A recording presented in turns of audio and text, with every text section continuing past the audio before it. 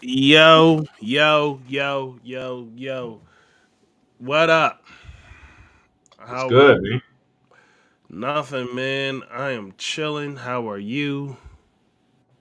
Pretty good, man.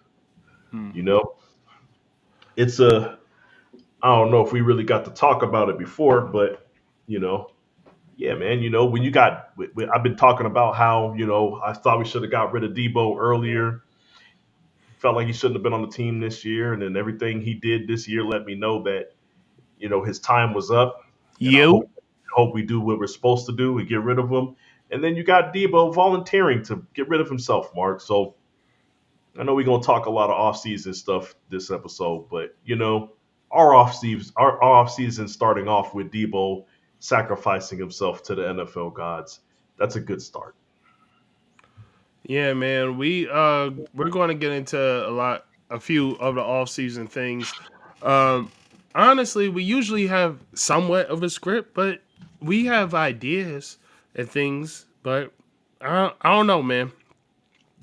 Here's the thing, man. Once upon a time, Sean and I, the guys that's been here for a very long time, and people like back when we was just doing this as without the visuals necessarily and stuff, we we just had conversations. I want to just get back to a conversation about what's going on out there.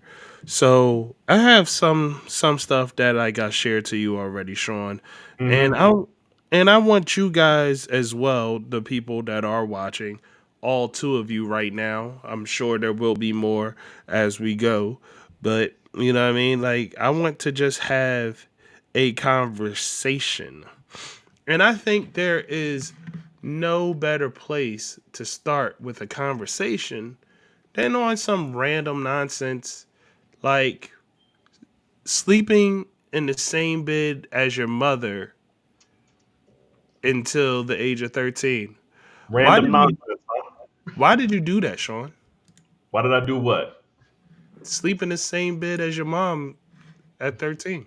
Nah, that's not me. You got me confused with somebody else. Oh no? That wasn't you? Who was it? Uh, a light skinned man by the name of Jason. A light skinned man by the name of Jason Tatum. I don't know why I'm throwing light skin in there. You know what? I don't know why I'm on the colorist stuff today. You know what? Let's take that part out. A Boston Celtic that's supposed to be the leader of his team named Jason Tatum. You know? Um, Oh, so I have you mixed up with somebody else? yeah, That's that's unlike crazy. You didn't even mix me up with the other dark skinned dude. You didn't even mix me up with Jalen Brown. You mixed me up with Jason Tatum. That's crazy, Mark. I don't know what's going on right now. all But right.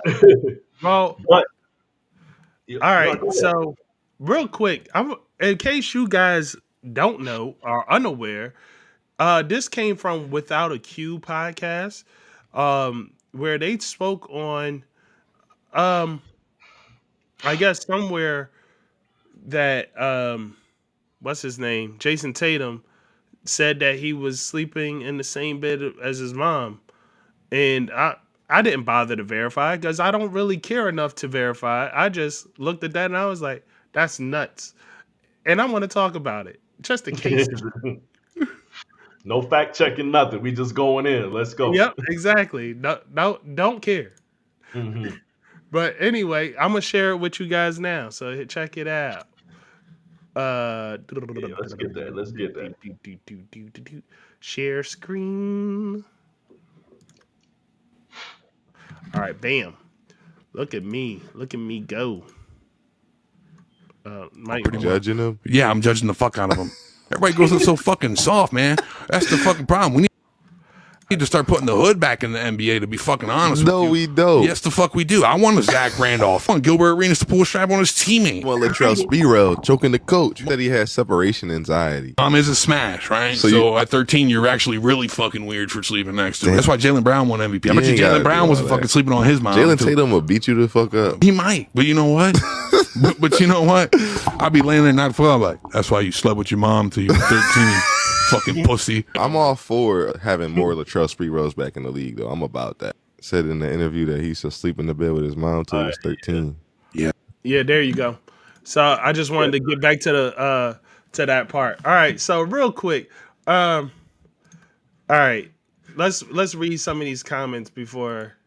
yeah. All Well, right, first off, let me just get straight into this. Like him saying we need to bring the hood back into the NBA. Sounds like a wild statement. It is funny, but I agree too, Mark. I don't know how you feel about that. I no, don't know how I feel about. You know what? I do fuck with that. I like that statement. like the Gilbert Arena stuff. Nah, The Gilbert Arena the, stuff is different. Nah, the Latrell you guys are more. Sprewell stuff. Yeah, Yeah, like yeah. I You think know what like I'm saying? there's a barometer, and like I think Gilbert Arena stuff is all the way over here. Latrell Sprewell is like right around here, and I'm okay with the Latrell. I'm okay with Latrell Sprewell. I'm just not okay with the Yeah, Gilbert. we of course we would love to have a lot more Zach Randolphs. You know what I'm Yeah, saying? Zach Draymond, Randolph over here. I'm all the way yeah, okay with Zach yeah. Like Randolph. Draymond wouldn't be running around like he is right now, or like he has been if there was more Zach Randolphs. And dudes like what's his name, Doc Rivers wouldn't get away with so much. You know what I'm saying? If there was more Latrell Sprewells, you know, All right, you can't be getting away with BS. But go ahead, all right, get real this. quick. Matthew Petty says Steve Kerr found out that's why he didn't play him in the Olympics. That's pretty funny. Uh, and Yeah. then we got Tales of Sports says crazy relationship. I think he has a disdain for his pops because he was tough on him like Jake Shuttlesworth. He needs to toughen up. Hey, Sean, I said to you, Doug, there is there is no way on God's green earth as a father I would allow that. I told you that. We talked. You did. You said he couldn't have been there. Where was he? Because I know he was there in some capacity. Like I said, Mark. Look, some people's fathers are truck drivers. I don't know. I don't know his history. I'm not looking it up right now. But some people's fathers they work night shift at the factory. You know what I'm saying? Whatever the situation may be, and it's like he could have very well had that conversation with Jason Tatum's mom, and she's just like, nah, he in the bed, like, sneak out, get out of the room before your dad gets home from work. You don't know. You know what I'm saying? We just found out that he'd been sleeping in the room, like sleeping in the bed with his mom till he's 13. His dad might have just found out that he was sleeping in the bed till he was 13. Okay, I don't know, Mark. So I'm not gonna put I'm not gonna put too much on the father. I don't know what happened there, but I do hear you, and I do agree with you. It's certain things that a father would look at and say, we gotta cut this out, or we gotta nip this. You did great. Okay, you did great for the first 8 to 10 years of his life. Okay, you did phenomenal. Okay, now it's my turn. I am here to mold him into the man that he should be. In the real world, you ain't got time for separation anxiety, boy. You know what I'm Now, saying? Sean, But I told you that I am not an evolved man enough to to not be toxic in this situation. In this situation, if I knew and like it was still going on, yeah, me as a me as a toxic man, I would be like, dog, I'm straight up going to tell all your friends. All your friends is going to know that you sleep in the bed with your mommy. And I probably would have called them words that rhyme with sis. ditzy. Yeah, you know what I mean? Wrong with pissy. Yeah, you know what I'm saying? I would Like, I I would don't. have I'm sorry, man.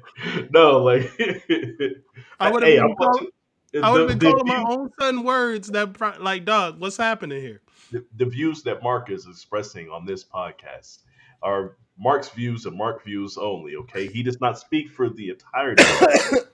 I know there's only two of us, but I just want some clarity out there. I wouldn't be calling my son nothing like that. But I disagree, but I understand. Okay, so I'm not. Hey, That's how I feel about it. I'm just gonna say this. I'm gonna say this, dog.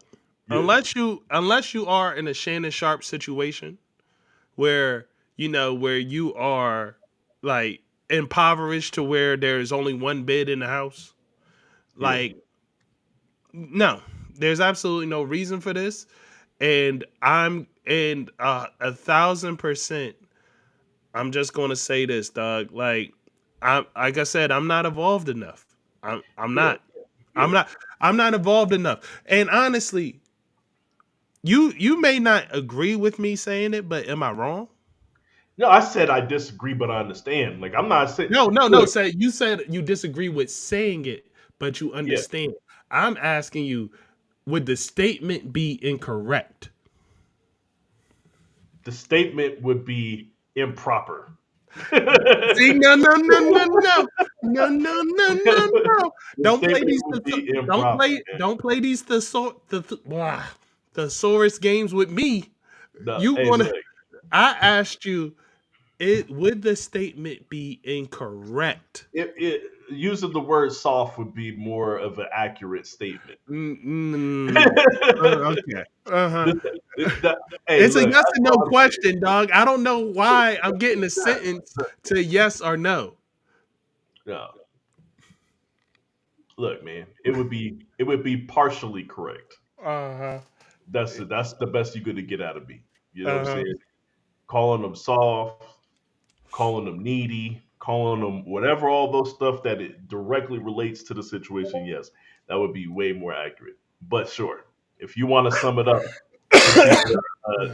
with your, you want to pull out your Neanderthal dictionary, Mark. You want to pull out your toxic masculinity dictionary, and you want to use other words, then fine, I guess. Hey, but on that topic, on that, Jason Tatum also said he doesn't feel as though he gets the level of respect that he should within the NBA. Because he said you if you put blank player with his accolades and his stat lines and all that stuff, then you would say blank player is amazing or blank player is this. But when you put the Jason Tatum name next to it, it comes with caveats. And now with this, I'm saying, yeah, motherfucker, it does come with caveats. I hear stuff like this. It absolutely comes with caveats. Like I hear stuff like this, and I see the way you act at times on the court, and I'm like, I, Yeah, hey, like old buddy on Instagram said, I understand it now. yeah, Oh, I understand it now. yeah. I No, like I get no, why you get this type of hate now. well, this is the thing, Mark. This is what I really want to focus on, man. Like, first off, no child of the age of 13, male or female, should be sleeping with their parents. Okay, should not they? That's just, let's get that straight, man. Look, kids got to, man. They hit 4 years old. They still trying to crawl in the bed. I'm like, what you doing here? What you Yeah, doing here? You got to go back to your room. You know what I'm saying? Now, mama's gonna vouch for them. They're gonna try to keep them in there. But nah, man, 13, 13 is wild, Mark. I don't care if you a male or female. I don't care what you identify as. You know what I'm saying? Like, you need to identify as a child that is sleeping in their own room. So first and foremost, second off, man, he said he dealt with separation anxiety. That comes from coddling. That comes from over coddling. Like, that's usually what it comes from. They've never spent any time away from you, and the second that you step away and they start crying, you come back. Okay. Sometimes you gotta let them cry, bro. You know what I'm saying? Or else stand up sleeping in the bed with you till they're 13. So what it tells me is that you weren't raised in a situation that forced you to deal with hurt feelings. You right. weren't raised in a place to deal with a situation that was out of your control, to where you can only do what you can to cope, right? You didn't learn how to cope with things, man. So fast forward to him now. Granted, he's turned out to be a phenomenal player. He does all these things. My gripe with him saying you put my stats up against everybody else, this ain't just a stats thing. The love don't come with just stats, Mark.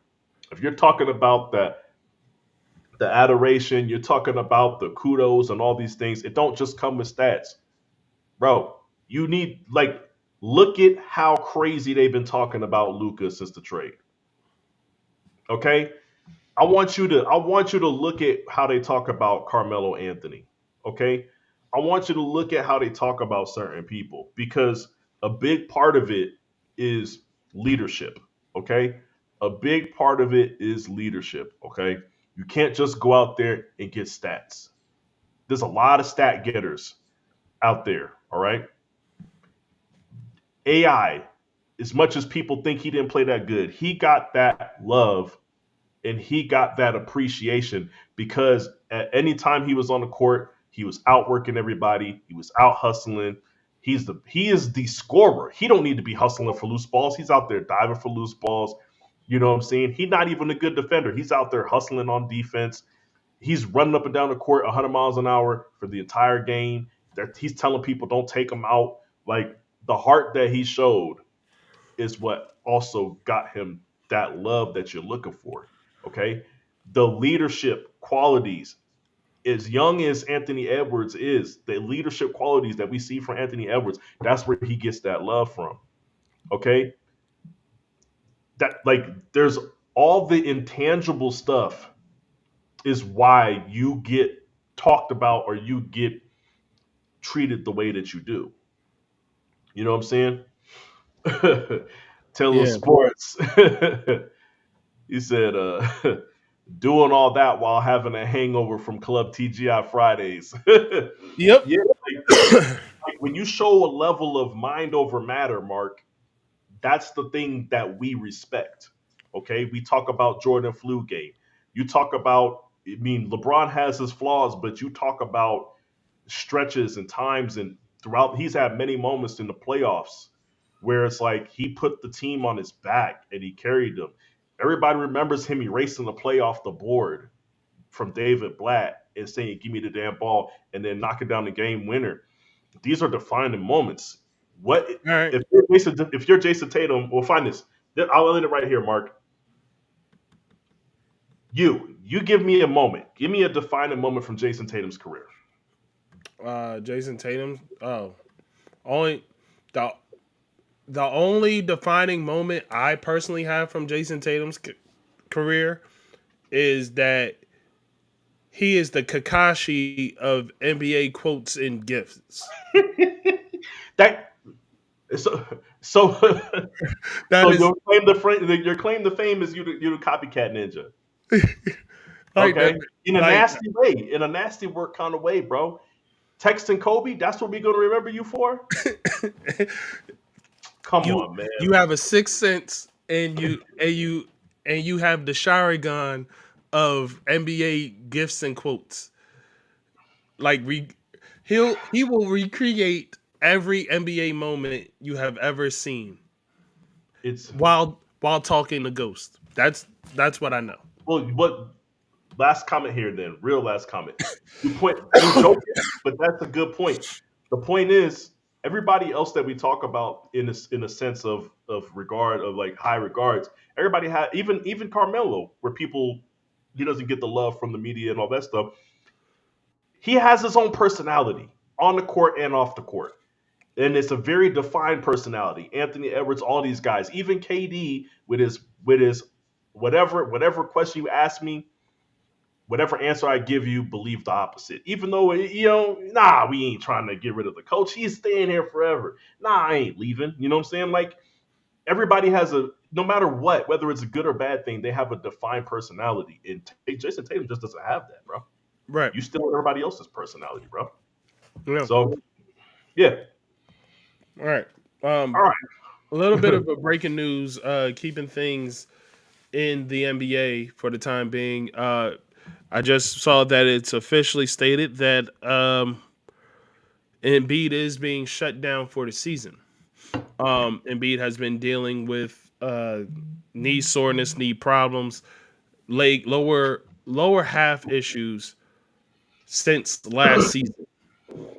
And so, with that being said, now that he's being shut down and questions being asked about like what was going on here and all that, I guess my question to you is now hindsight being 2020, do you have a problem with Joel Embiid participating in the Olympics given how he went into last off season not being healthy and Yeah. being like 75%? Well, yes and no. I understand people might. people might look at it and say, oh man, you could always come back next Olympics. For as injured as Joel Embiid is, 4 years is a long time to try to figure out what's about to happen next. All right. So I understand wanting to play on Team USA and having a kind of like, this is probably the last time you get a chance to play with LeBron and Steph. Like, I get it. I get it. I think that's something if you say, okay, I want to do that, right? And so I think it's okay, like 20%. 20% okay. The other 80% is this: you ain't never won nothing, bro. Like, forget about not winning nothing. You don't know what the Eastern Conference Finals feels like, yo. Like, that's a problem, Mark. Okay, and we have to listen to you tell us about how you've changed your ways, you care, you're trying to do everything in your power to win. You're trying to do going to the Olympics, knowing that you were hurt, playing in the Olympics, and then shutting down for so long that you don't even start the season with your team. Like, if you knew you were in that bad of shape, then at some point you have to have some type of discernment. You can't listen to the media and all that stuff. If they all why isn't he playing in the Olympics? Let's be honest. Nobody would have cared if he didn't show up, right? There was other people not there. You have to be able to make that discernment to say, look, I am putting the team first. You already have all these question marks about which games you take off, all this stuff, and never wanted to play Jokic in Denver, and it's always convenient time and all this stuff. You know, but in general, if you want to win with the Philadelphia 76ers, that has to be a priority. Everybody in history that has turned down the Olympics because they want to focus on the following season, it has been respected. Okay, he could have done that. So yes, now like I already had a problem with it before, Mark, but now I really, because I had a problem with it when it's like he's not going to start the season. Now he's getting shut down for the season. What if, Mark? What if he didn't go to the Olympics? Would he have been healthy to start the season? Probably. Would he had a better chance of staying healthy throughout the season for at least longer through the season? Maybe, but we don't know now. And I'll be honest with you. Beyond that, this this might, and I don't want to say it because I don't wish anything ill on him, but this might be the beginning of the end as far as health wise. He's not as young as he used to be. He's a bigger guy. He walks around at like 300, 310, when really I think he should be walking around at 270. But, I don't know if his injury situation is going to get better from here. I think it either stays the same or it gets worse. Right. He's Well, a big man that has weight on him. It's just he's fighting against time and history. I'll say this, man. To be honest, I think I'm of two minds here because part of me feels as though Joel Embiid is is exactly who I thought he was from the very beginning, Mhm. where he's not he's not about the team and what furthers the team. He's about what furthers Joel Embiid. The MB like his Mhm. approach to past seasons where he's taken the season more seriously and stuff like that or pushed himself further was I feel as though part of that was in the name of MVP. Like Mm. it wasn't in the name of being a better player for it to be a part of the team. It was in the name of MVP, of getting that title of MVP and and obtaining that and whatever comes with that. And and going to the Olympics, like it wasn't like the future and how that affects things and all that. I don't think he necessarily cared about that neither. I think he cared about what it looks like for his future to say Olympic gold medalist Joel Embiid. Now, with with that being said, I don't have a problem if that's his thought process. Yeah. If that is his thought process that he is like for self and what further self and all that stuff, it is what it is, man. Like go like at the end of the day, nobody else is going to take care of you like you can. And the thing and the doors that these titles can open for you is vast versus the other stuff. So if that's what you're looking at and or that's what the influences are around you is telling you, and that's your path, I can't be the one to tell you you're wrong. Because hey, MVP does mean a lot, and in the future, people people will not if you like. Let's say if you put it all on the line, unfortunately, people aren't necessarily going to remember the fact that you put it all on the line as much as they're going to remember the fact that you won MVP. So like you could be the same great phenomenal player and got to a championship and lost. Mhm. But and people will remember you less than if you won an MVP. Like they'll like you know what I mean? You know what I'm talking about? No, I understand exactly what you're talking about. There's plenty of guys like right now. AI's the legend of AI is going to last for a little bit longer, and it's gonna. But right now, it's just only sticking with the older generation. It's gonna die after our generation. The younger generation already looks at AI and said he's a crazy, inefficient basketball player. I don't know why you guys thought he was good. Type. That's kind of like the way that they look at AI.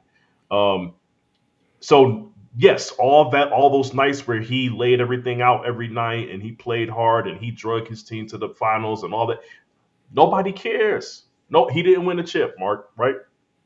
So that like he is not going to get remembered as long as somebody that's won an MVP.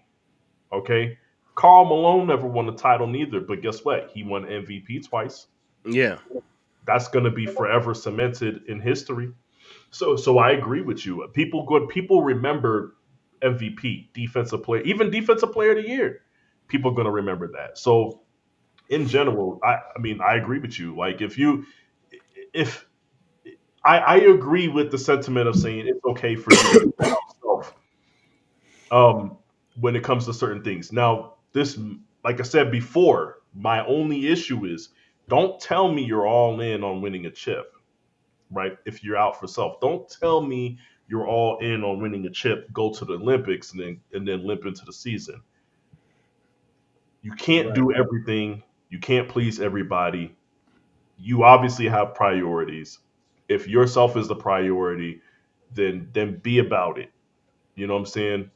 Be like Melo ain't never really fooled. He ain't never really tried to put it out there that he was sacrificing anything for the team. You know, and he stayed that way from the time he came into the league to the time he left. Okay, he was who he was. Okay, and I at least can respect that. So Joel Embiid, that would be my only message: is if you are about yourself and you got your MVP now, right? Now, if you're really about yourself and you're really trying to prop yourself up, then the only other thing that you could do outside of all the numbers that you produce and all the things that you've done, the defensive player of the years and all that stuff, the only thing you have left is a championship. And maybe it's time to start focusing on whatever you need to do to get yourself in the shape that you need to be. Like I would rather Joel. Everybody knows his injury history. I would rather him load manage throughout the season, Mark, Mm-hmm. than to do what he's been doing. Mm. So, and people complain about load management, but really our complaints as fans is the people that you know aren't hurt. You played a couple back to backs, right? You're LeBron. You never get hurt. And now all of a sudden there's a tough game on the schedule that's coming up, and you're just like, you know what? I'm gonna take the night off. That has nothing to do with you trying to nurse yourself back to health, right? We don't have any problems with people trying to nurse themselves back to health. So that's what I would say, Joel. Take care of yourself. Forget what they got to say. Get your shit together so you can try to lead your team on a playoff run, man. You haven't been here for the playoffs for 80% of your time in the league. Mm. All right. All right. All right. Well, keeping things somewhat in that playoff MVP talk, I had a conversation with you about, or at least I brought up the topic of should these voters in these sports, like the award voters for MVP, for Defensive Player of the Year, all that stuff, NBA, All NFL, NBA. Yeah. otherwise, All this stuff. Yeah. should they be evaluated every year based on their votes and their alignment of their vote? Like, because let's talk about it. Um, like as the years go by, as the years go by, LeBron winning Rookie of the Year looks more and more egregious. Like, and and it was just a fun story to give to someone, but he was the furthest thing from being Rookie of the Year. He won it because they voted for him, but a lot of these votes end up being popularity contests more than merit. The merit of your work means so much less than your popularity. And it's not just yesterday, but it's today. I And want to add one more thing into popularity. Story. The story matters too. okay, that's fair. Because But part of the LeBron thing was the story. right. Okay, that's fair. Which one's going to be a better story? Go ahead, continue. Sorry. Right. So, but I mean, look at today, right? Look at today in the NFL. That I mean, to your point and to mine, the MVP is not based on merit. The MVP is based on popularity and story. The quarterback is is the most popular position, and it's the storyline position. So it, any other position is fighting an uphill battle, like a super uphill battle to win Yeah. MVP. And then, but further to my point, you had Eagles, you had Eagles on the line for just about every position, and only one Eagle won. I mean, you had Saquon Barkley up for MVP, Offensive Player of the Year. You had Zach Baum up for Defensive Player of the Year. You had Keon Mitchell and Cooper DeJean both up for Defensive Rookie of the Year. You know what I mean? You had so many players from the Eagles organization up for awards, Hmm. and Saquon is the only one that comes away with one, and that's Offensive Player of the Year. Mm-hmm. And I mean, not to get sidetracked from my overall point, but the fact that you can win MVP and not win Offensive Player of the Year is nonsense. Like you as an offensive player, it's the same if you're the defensive player. If you, if in the year that JJ Watt won MVP, like you have he also is the defensive player of the year. Like you Yeah, can't give it it would be to outrageous if he wasn't. you can't give it to somebody else. Yeah. You have to give it to him, and you have to give both to him. It's the same, so it should be the same with Offensive Player of the Year. If I won MVP and I'm on the offense, I'm also the Offensive Player of the Year. Like, but it's like, oh, this is their way of like, yeah, you should have been the MVP, but because you're not a quarterback, we'll give you the Offensive Player of the Year. Yeah. Yeah, we give you offensive player of the year. That's it. That's all you can hope for if you an offensive player and you're not a quarterback. Right. So, but back to my overall point. Zach Baum at the popularity contest thing. Eagles aren't popular at all. Nick Sirianni, Eagles aren't popular at all. Nick Sirianni's not even considered. He's not even like one of the candidates to be voted for coach of the year, despite the fact that him as a head coach has never missed the playoffs and two Super Bowl appearances, has never and in a Super Bowl win and he has never been even nominated like in the top five. Like now, like I said to you earlier, I somewhat understand it because in the seasons where they don't go, there's a lot of there's a lot of backstory and turmoil to those to that mountain to climb. Like Mhm. it's not a smooth sail that says, "Oh, they were overall dominant." Like there's some rocky road to getting there. Yeah. Particularly surrounding him and what's his level of involvement and all that stuff.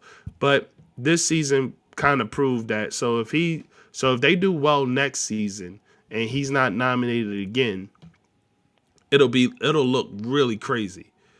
If Yeah. if this team goes 13-4, or if they go 12-5, it'll look crazy if he's not nominated because everything says this dude is doing something right. Yeah. And here's what I'll say, man. It, to a bigger point, like you saying, "Hey, man, your part of your argument." I know you didn't say it this way, but part of Yeah, your argument is this: the current standard that you guys have set for all these years on how you judge who gets these end of season awards. If you're going by those standards that you set, then these things shouldn't have happened, right? right. Sirianni should have been a finalist, right? Bomb, right? I just want to bring this up, like Bomb. Yeah, because I was going to get there, but But I I've want been to, I talking want for a long time. to So mention he ended the season with 151 tackles, right, 151 total tackles, 3.5 sacks, an interception, I believe.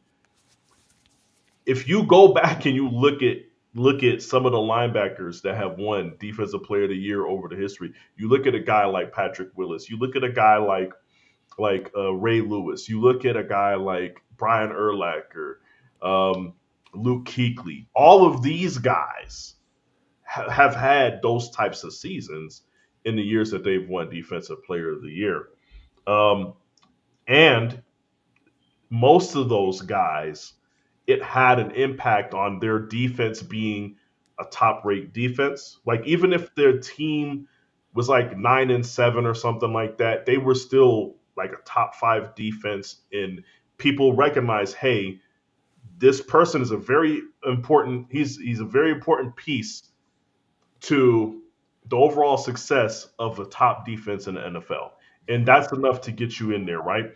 Then you have the Mitchell situation. And to me, when you're having the argument of he's he without question, you're talking top two, top three defensive back in the league at this point, right? Even if you say you need to see more, you can say right now the way he played, top three without question, and then you can also say he's having the best season. He's arguably having the best season for a defensive back, period, in the league. When you're having those types of conversations, and then you're trying to turn around and tell me that he's not the defensive rookie of the year. It just makes it very difficult for me to think that's on the up and up. It makes it very difficult for me to believe that you're watching football. right, Like you're not watching it, you're not following it. You don't know what's going on in the football stratosphere if you can have a rookie that's in the conversation for being the best DB in the league and he's not the rookie defensive of the year. right, And I like Verse. Verse is not in the conversation for being the best at his position in the league. right. Exactly. That's what I'll say, and I'll leave it at like. But you get what I'm saying. But according to you guys' metrics that you guys have held, whether I agree with them or not, according to the way that you guys do things and you guys operate, these things should have happened and they didn't. So either one, you're changing the way it goes, or two, you're making a weird exception to exclude this player. You know what I'm saying? And I feel like what happened to the Eagles is they had so many players playing exceptionally that they just said we're discounting everybody. And I don't think that's fair, Mark, because like I said, I've seen Ray Lewis surrounded by otherworldly talent with the Ravens, and I still seen him get, defensive player of the year honors. Mm-hmm. So other players didn't have that count against them. So why should it happen to these guys? Right. But I think the most egregious is the Mitchell not getting defensive player, rookie. I mean, defensive rookie of the year. That's the most egregious one. I don't understand it. I feel the same way as I did with Wemby not getting defensive player of the year last year. You know what I'm saying? Yeah. So like, it's foul. I don't like it. Usually NFL is good about those awards outside of the MVP, but it's looking a little funny money over there right All right. Real now. quick. I'm glad you brought up Wimby. I'm sorry that this is like we're kind of jumping around Jumping here. around. But that's all right because this is a conversation. But you brought up Wimby, and that made me think of the fact that, well, first of all, it made me think of the fact that Wimby has been shut down for the season, and we haven't gotten to that, talked about that. He's I have more info on that. So okay. But before we get to that, we'll get back to the Wimby thing because that's a longer conversation. Um, what do you feel? Okay, right as of right now, with Wimby being shut down, he no longer is uh up for consideration for defensive player of the year. And they said that the current defensive player of the year would be what, Jake Johnson or whatever, right? Is that okay. his name?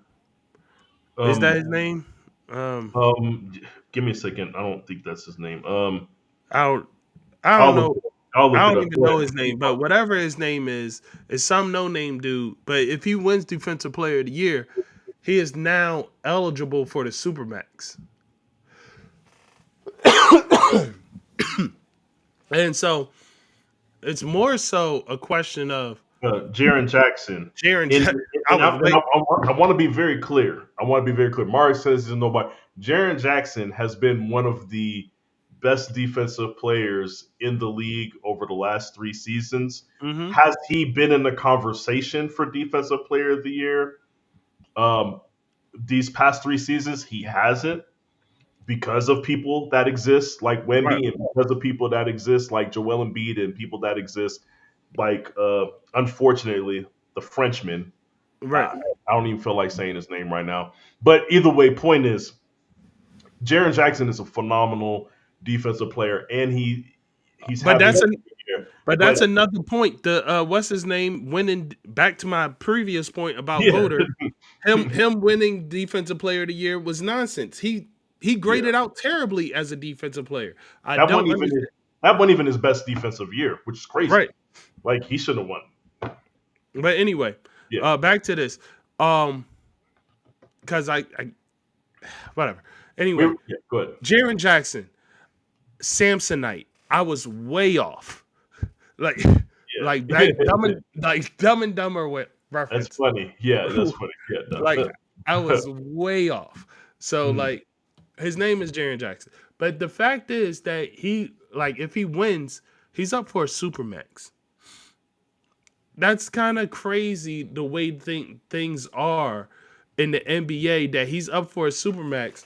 But the idea that but my question more so is the idea that you're up for a supermax, sure. Okay, you have the eligibility of getting a supermax. That does not mean that anybody is required to pay you a supermax. But everybody in the media is speaking as if he wins defensive player, somebody has to pay him a supermax. My question to you, Sean, is why? Why would someone have to pay him a supermax simply because he's eligible for one?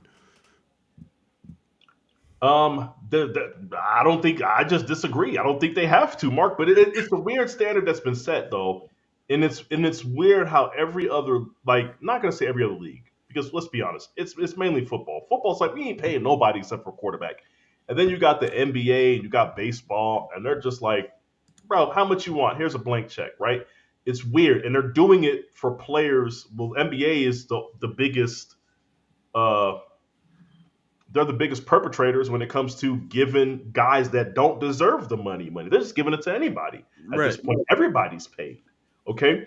So like I agree with you. Why do they have to? They shouldn't that shouldn't even be the conversation. The conversation around it should be he's gonna be eligible for a supermax and his team has to make a decision. And we as people that watch the sport believe it would be ridiculous if they gave him a supermax. That's what we should be hearing from the media, right? You can Right. sit there and say, "Hey, look, it's not my job. I'm not an NBA GM.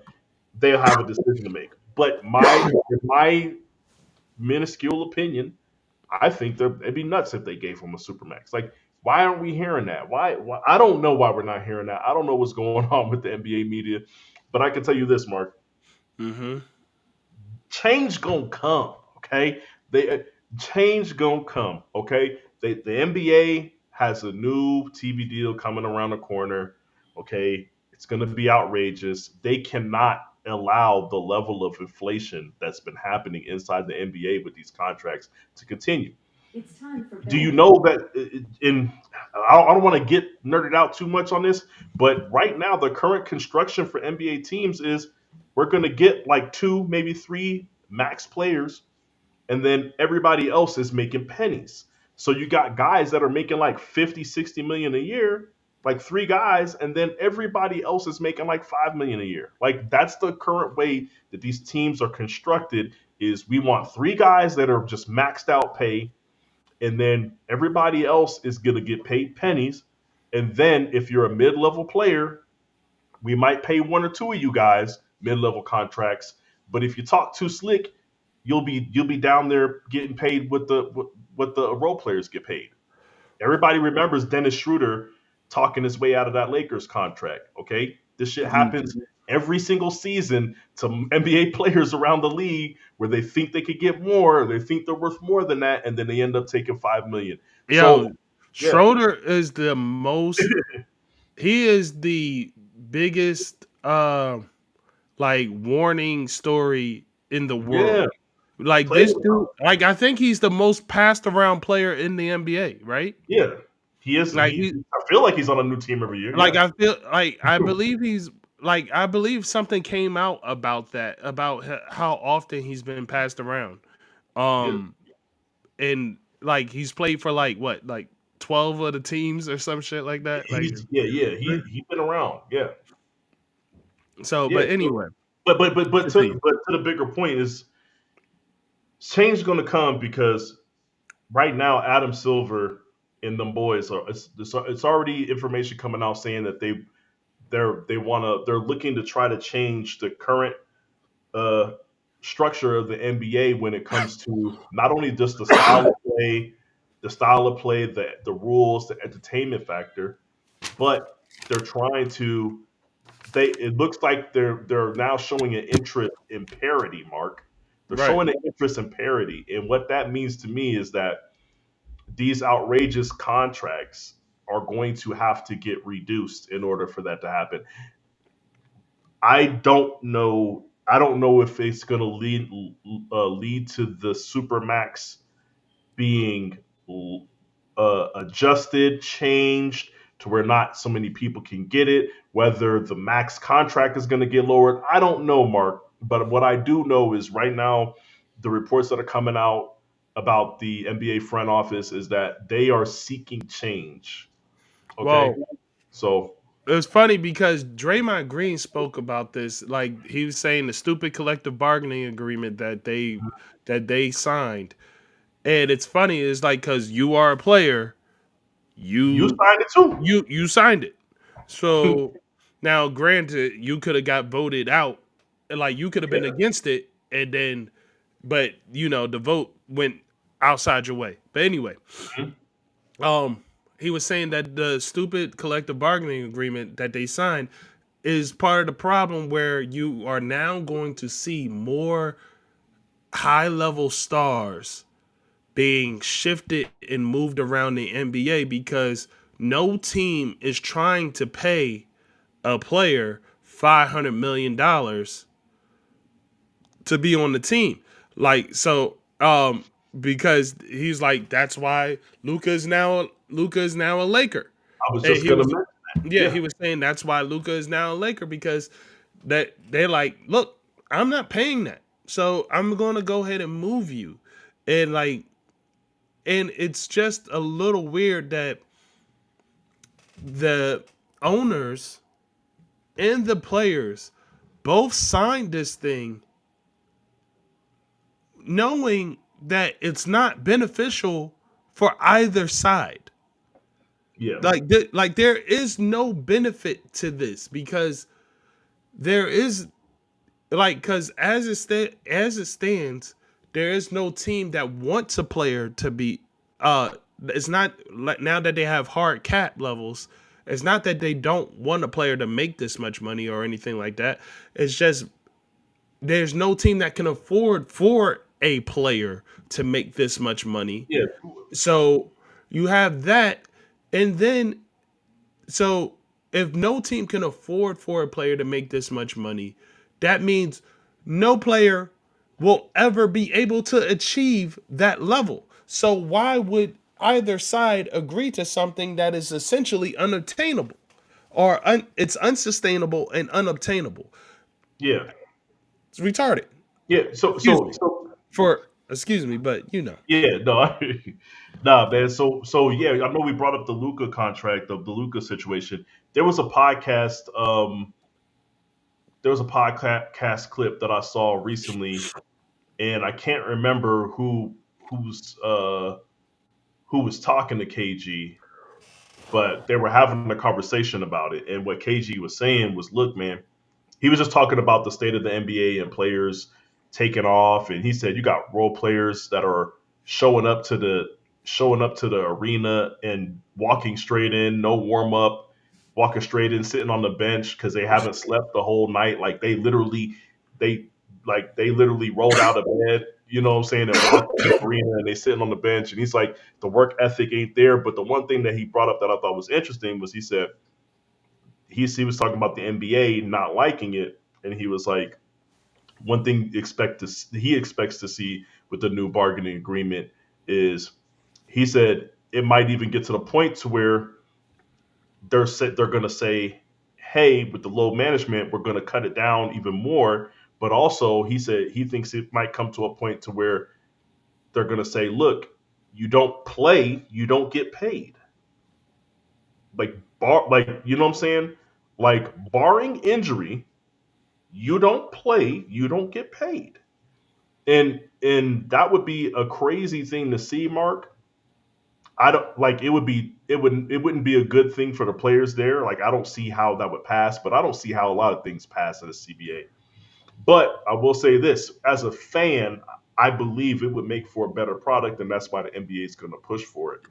Is you know what I'm saying? Like if we'll see how much people care when you don't get paid for load management days, right? We'll see how that works out, right? Um, we'll see. Uh, we'll see how it works out when. I mean, right now they did a little bit with the whole season awards. You have to play a minimum amount of games, whatever. If they tighten that up even more, I want to see how it affects the players. But essentially, they're saying, look, the NBA players are going to go into that bargaining agreement and say, this is going to be a crazy TV deal. You know what I'm saying? We want a certain percentage of that, and we, don't try to cut us out of that, right? And then the NBA's response is going to be, well, we need you to play games, right?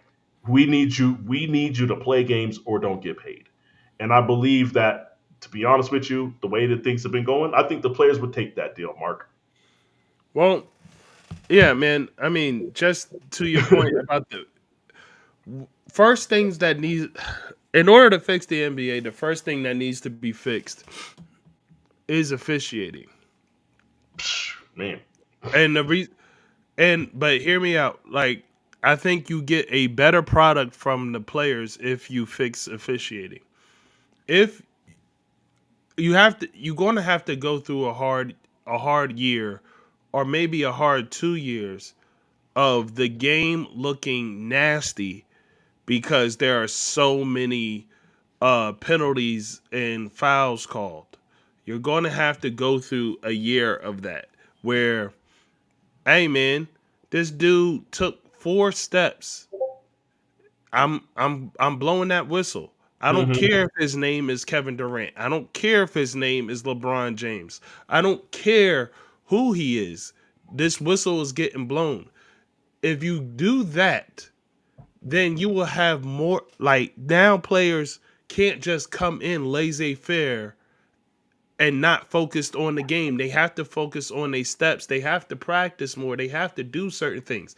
And so when that happens, now you have a more focused player when they're on the court.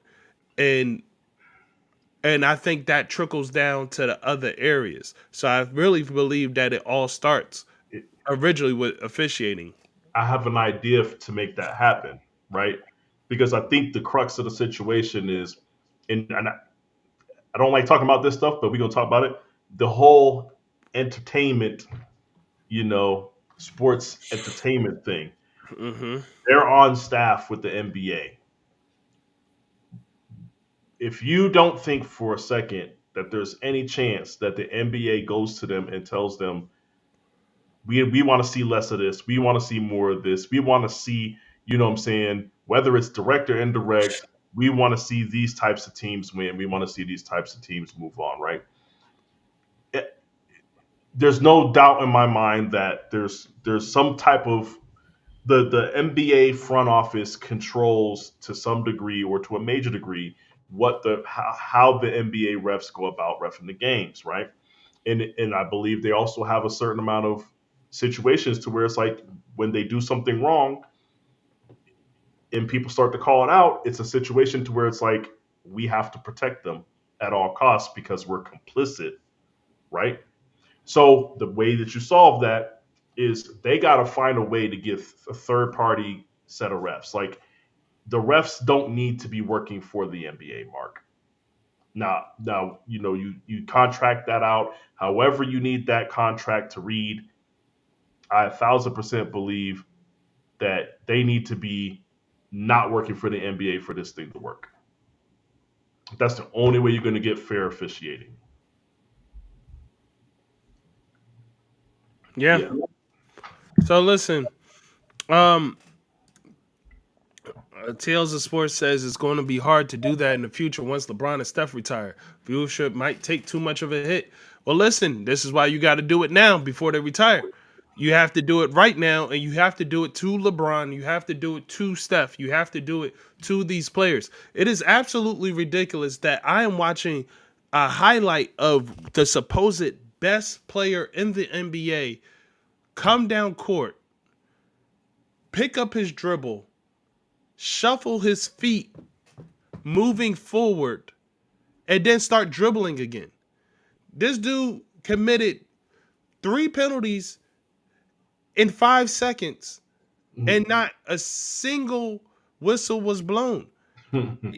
He walked, he double dribbled, he carried, and they said, "Hey, good to go." Like, there's no way. And we watched it before in the NBA. They like players today do so much wild stuff. No, they do so much illegal stuff. Like, right? No, it's insane, man. I watch a player take 4 steps and nobody calls a travel. I watch a player see a block is coming, but he's already off his feet, and he comes back down with the ball and jumps again. Like, what the hell is happening? What happened to the NBA where you had to do something with the ball? Like, not none of the rules apply anymore, And I just wonder what are the refs out there for other than to push an agenda because they certainly not officiating a game. Yeah, because well, this is the thing too, Mark. And the another issue I have with what you're talking about with them letting them get away with this stuff is in today's NBA, in yesteryear's NBA, if it was a close call, they would err on the side of just calling it. Right. Hey, that kind of looked like a travel. Maybe it's kind of close. We calling a travel, and that's the way they aired on the side of today's NBA. If it's close, they just not going to call it at all. They're not blowing a whistle. So, and then it has slowly just evolved into refs for the most part swallowing their whistle on a lot of traveling violations, all the moving violations, all the double dribbles, and people doing all these crazy moves dribbling, and it's like, oh, that was fired. No, it wasn't. It was a double dribble. He put his other hand on the ball, and when he saw the guy coming, coming up to block the shot, and then he put the ball back down as if he didn't touch it with his other hand, like he's double dribbling, is what he Right. did. But because you know the highlight of it is entertaining. The NBA, I feel like the NBA is not going to crack down on it. The refs ain't calling it. They're letting it go. It's like they're choosing entertainment over they're choosing entertainment over order. Well, and here's the thing. Tales of Sports says if it's close, they're not calling it. If it's not affecting the play, they're not calling it. Here's the problem with that. And I do want to get off this and get back to other Yeah, stuff. But the problem with that is you say if it's not affecting the play, they're not calling it. Them not calling it affects the play.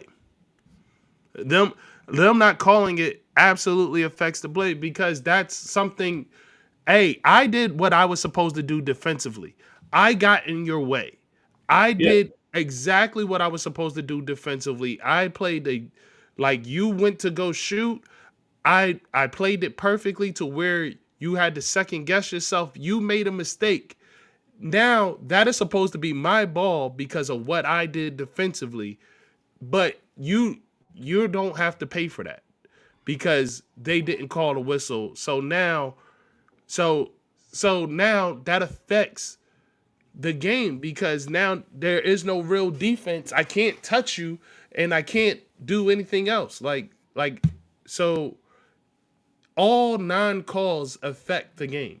And Yeah, and I'll be in the NBA, all non-calls affect the game because unless it's a away from the ball foul, it affects the game. It's not like the NFL where you have a holding penalty on the left side of the field and, with two receivers, and it was a stretch run play to the right.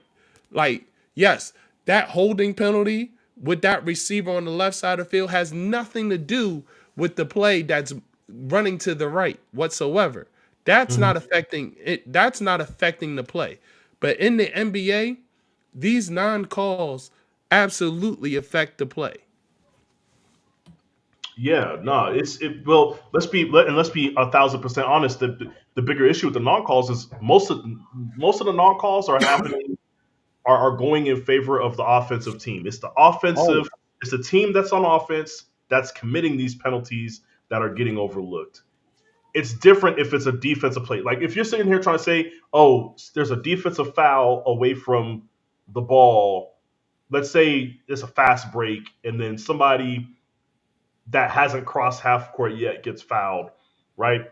But the fast breaking team is already down underneath the basket, right? We're not talking about that because that's not happening, right?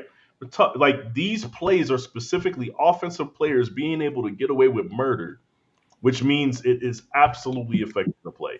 If I get the double dribble, it affects the play. If I get to take an extra step, it affects the play. If I get if I get away with an illegal screen, which they let the Warriors do for years, you know mm-hmm. what I'm saying? If they allow you to get away with an illegal screen, that affects the play, man. Anything that an offensive player, like the game is already rigged for the offense to be better. And then you're allowing them to get away with everything.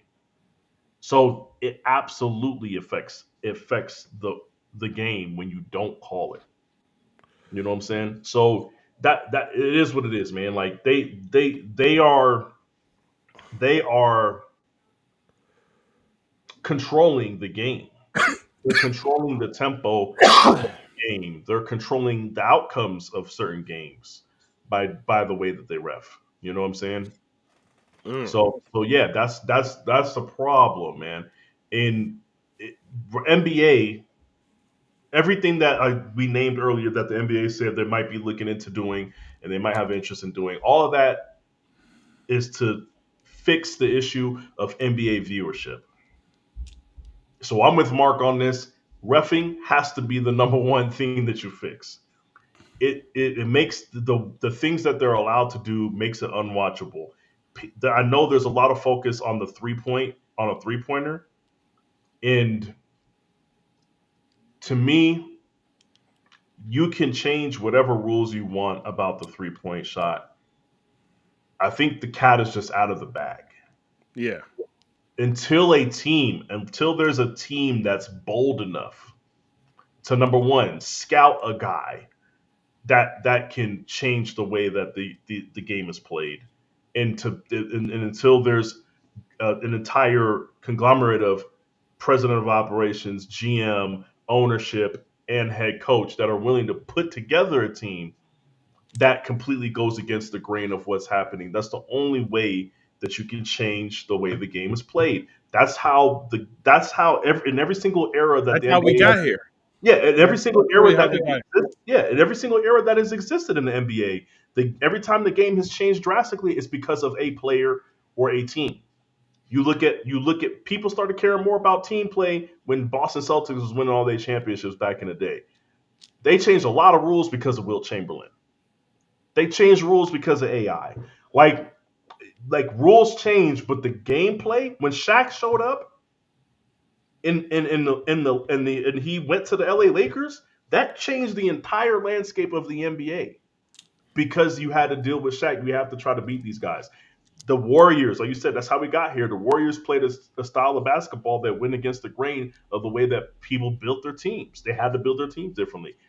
So NBA, if you want to put your fingerprint on it, then you got to encourage a team or do something. You got to find a player that's out there, like how y'all found Yao Ming out there and started hyping up before he even came to the NBA. Like you got to go do that.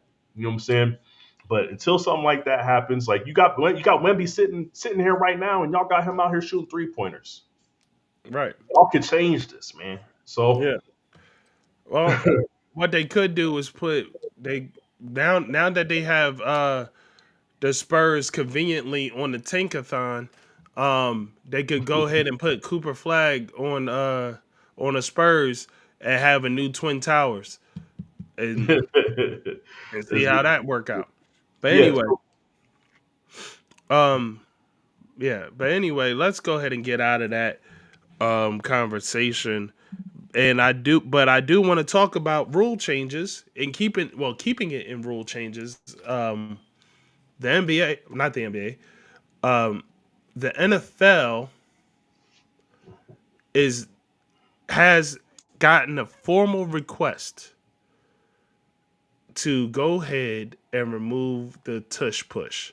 It was quote unquote an anonymous team. That team is no longer anonymous. It is the Packers organization that put forth this thing. Um, and Sean, I'm just going to ask you, how do you feel about the teams putting out or a team complaining yet again about the tush push being a problem? well, this is my issue with it, right?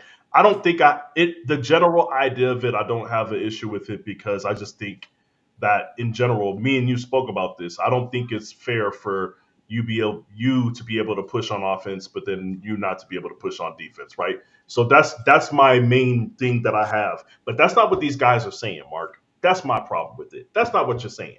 You're not saying give us a fair chance. You're saying stop them from doing it, right?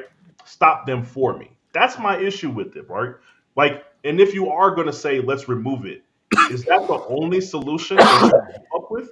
That's the only solution you can come up with is remove it. The craziest thing to me is the quarterback sneak has been in the in the NFL since the beginning of time. Okay, there was an evolution that happened. Okay, somebody said within the rules we could do this. Okay, and now it's up to you guys to figure out how to stop it. Now that's what I would say. If I was one of these teams, I would be suggesting, fine, if you guys don't want to remove it, then allow us on defense to do this. Okay, and then if they say, well, we don't want to stop you, we don't want you guys to be able to do that, to be able to push on defense because there's a concern of injury. Well, then I'd be like, okay, well then there should be the same concern of injury for the offensive players, or for the offensive players being able to do it as well. There shouldn't be any discernment or difference when it comes to that. Okay, and then I need you to explain to me, why is it that you care more about the health of one side of the defense than the other, right? I would back the NFL into a corner to say, if you're not going to remove this play, which I don't expect them to, I wouldn't want them to, uh, at least give us a fighting chance. We're warriors out here, and we don't have a fighting chance. You're asking us to defend this with our hands tied behind our back, figuratively and literally. That, Well, like I said, that my problem is they're just jumping straight to say we want it gone, Mark.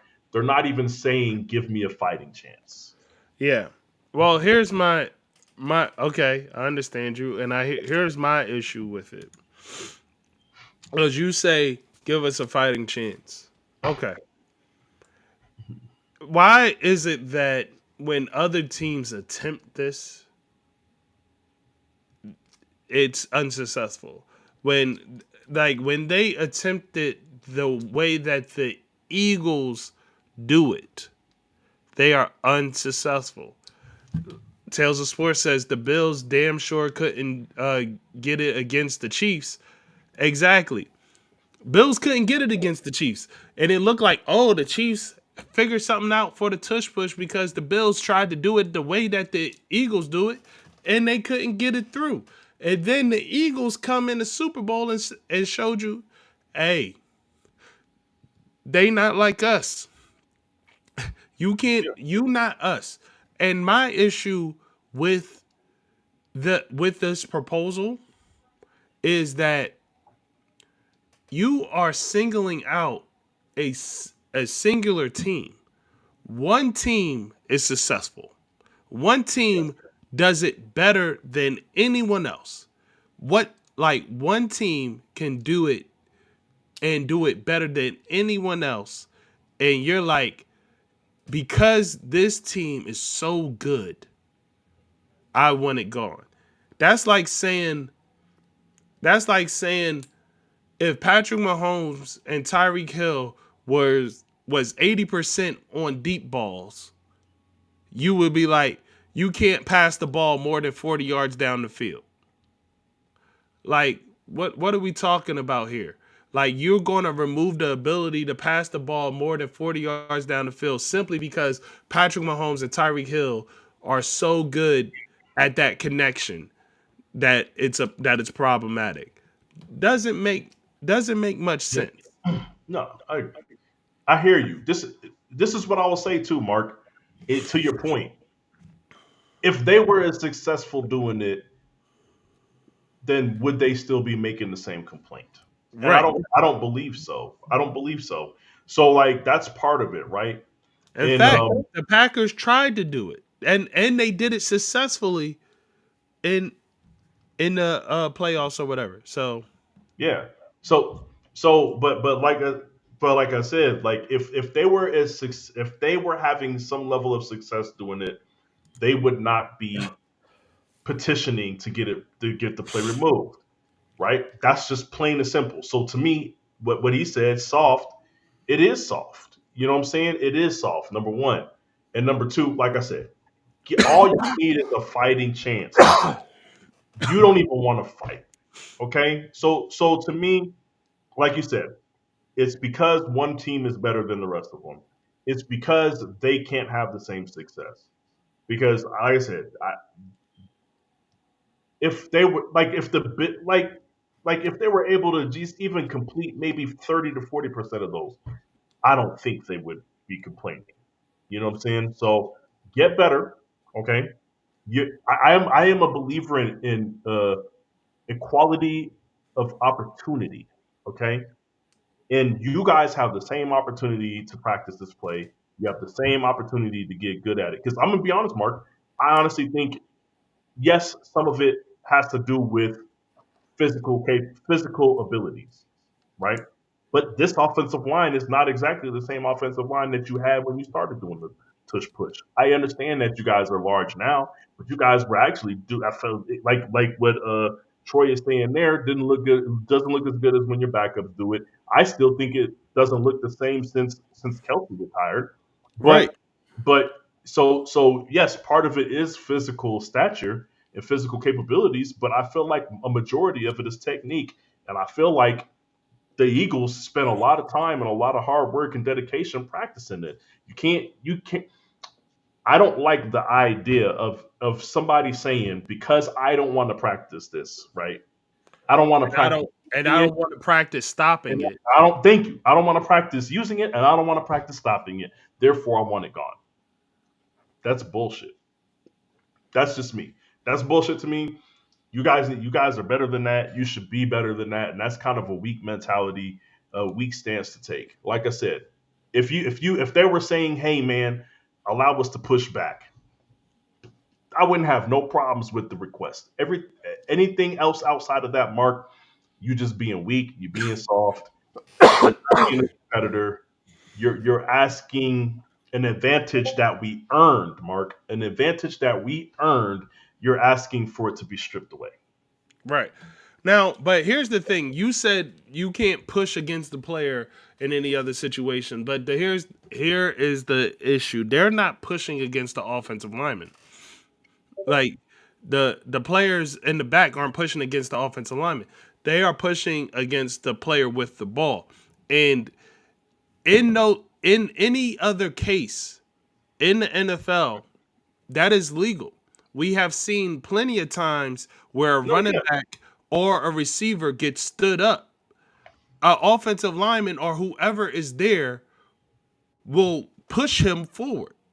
Like if they have the opportunity, they will push him forward. So it's not the same because nobody is pushing against the offensive lineman. No one is pushing against the guard, the tackle, or whoever to create leverage. They are pushing the ball carrier forward, which happens all the time when the yeah, player gets stood up. So yeah, there is no so in that regard, that's the only thing I have to say about your recourse where they say yeah, they're pushing, why can't we? He has the ball and they're pushing for forward progress.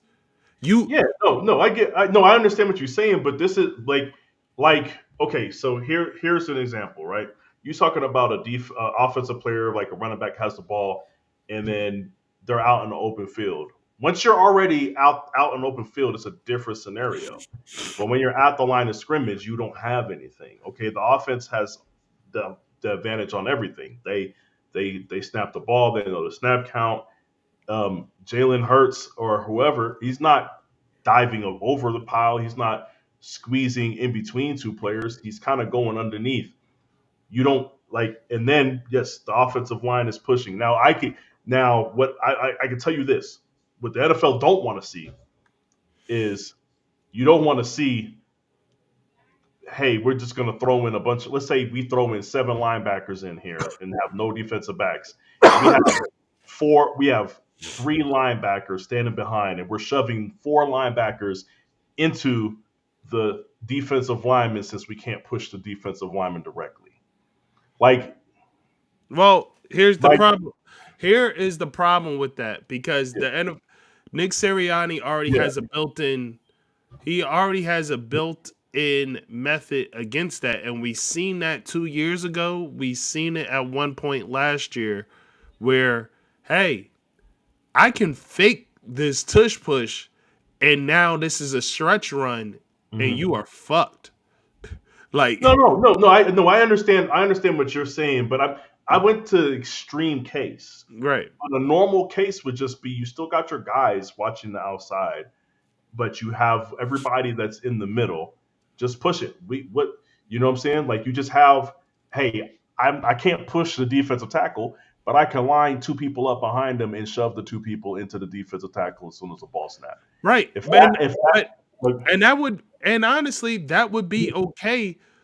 I I I wouldn't have a problem with that, except for, and honestly, I think I've seen teams try it, but it proves to be ineffective from the defensive side because you have to you your job isn't to stop the offensive lineman. Your job is to stop the progress of the ball carrier.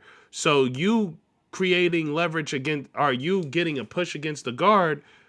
Your main focus needs to be the center. So maybe they need to have one person behind the defensive tackle who's lined up on the center, and he pushes against the center and tries to stop Jalen Hurts off of that. Like, I mean, there could be one guy pushing against the defensive tackle and another guy that's lined up on the other side going after Hurts. There, I mean, who knows? But that's not my yeah, job to figure out. no, Because guess what? It's my team that's successful with it. So I'm not going to do the math for you. Just go out there and figure it out for yourself. But yeah, but they could, but they 100% could do that once the ball is snapped. yeah. But like I said, but that's still a situation to where once the ball snap, it's already too late. Like I said, this is just another scenario where the offense has an advantage over the defense. It just Hmm. is what it is, right?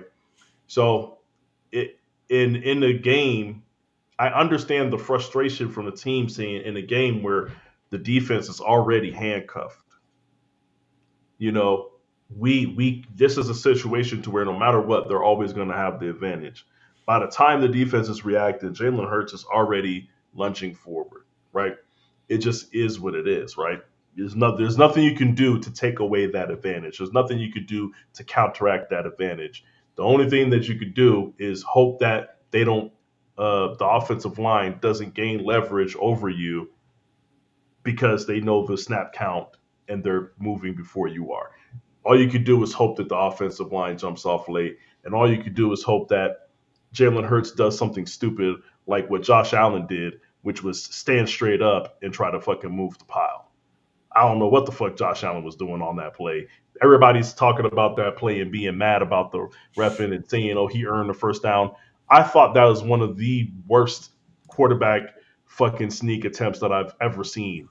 There's no reason why you're standing straight up and then you're not trying to leap over the pile, but then you're not trying to go underneath. I don't know what the hell he was doing. Right. They did not deserve that shit. I'm just gonna be 100%. People ain't gonna say it, but that was a terrible attempt. Okay, call All it what right. it is. Right? So yeah, Real quick, this is from Sean McDermott via Sports Illustrated. okay. He says, this is about the tush push. He says, so, it says Sean McDermott called out injury risk when discussing the tush push. He says, to me, there has always been an injury risk with the play. I just feel like the health and safety of our players has to be at the top of our game, which it is. The techniques that are used with that play has been potentially contrary to the health and safety of the players. You have to go back. You have to go back though, in fairness to the injury data on that play. The optics on it, I'm not in love with. Liar, liar, liar, You think he? liar. Hey, Why did you you use think it he's playing multiple spin times? doctor? You think he Huh? plays spin doctor? You like the way he put his words together, Mark? Yeah. Like why did you use it multiple times in the AFC championship if you're so Mm, concerned about player safety? If it's so concerning to you about player safety that you used it, you did it multiple times. You're the head coach. So if your offensive mhm, coordinator said, "Hey, we're going to do our version of the tush push," mhm, you, the head coach, should say, "Hell the fuck no! I'm concerned about my player safety." mhm. But no, you didn't do that, did you, Sean? Nope, nope. You didn't. But you found out that you're not successful with it. You can't do it, and so you're like, it's a player safety thing, man. Hey, No, hey, Troy. I have seen one injury. Okay, I see Chris Jones fuck up his neck in the Super Bowl, but But that's it. Chris Jones That's fucked it. up his neck because he went in sideways and got his neck bent up by his own player's thigh. Yeah, Like but that I'm was still saying, but I'm still he's still somebody sustaining an injury while trying to defend it. That's all I'm saying. yeah. That's all I'm saying. I've only Well, seen one.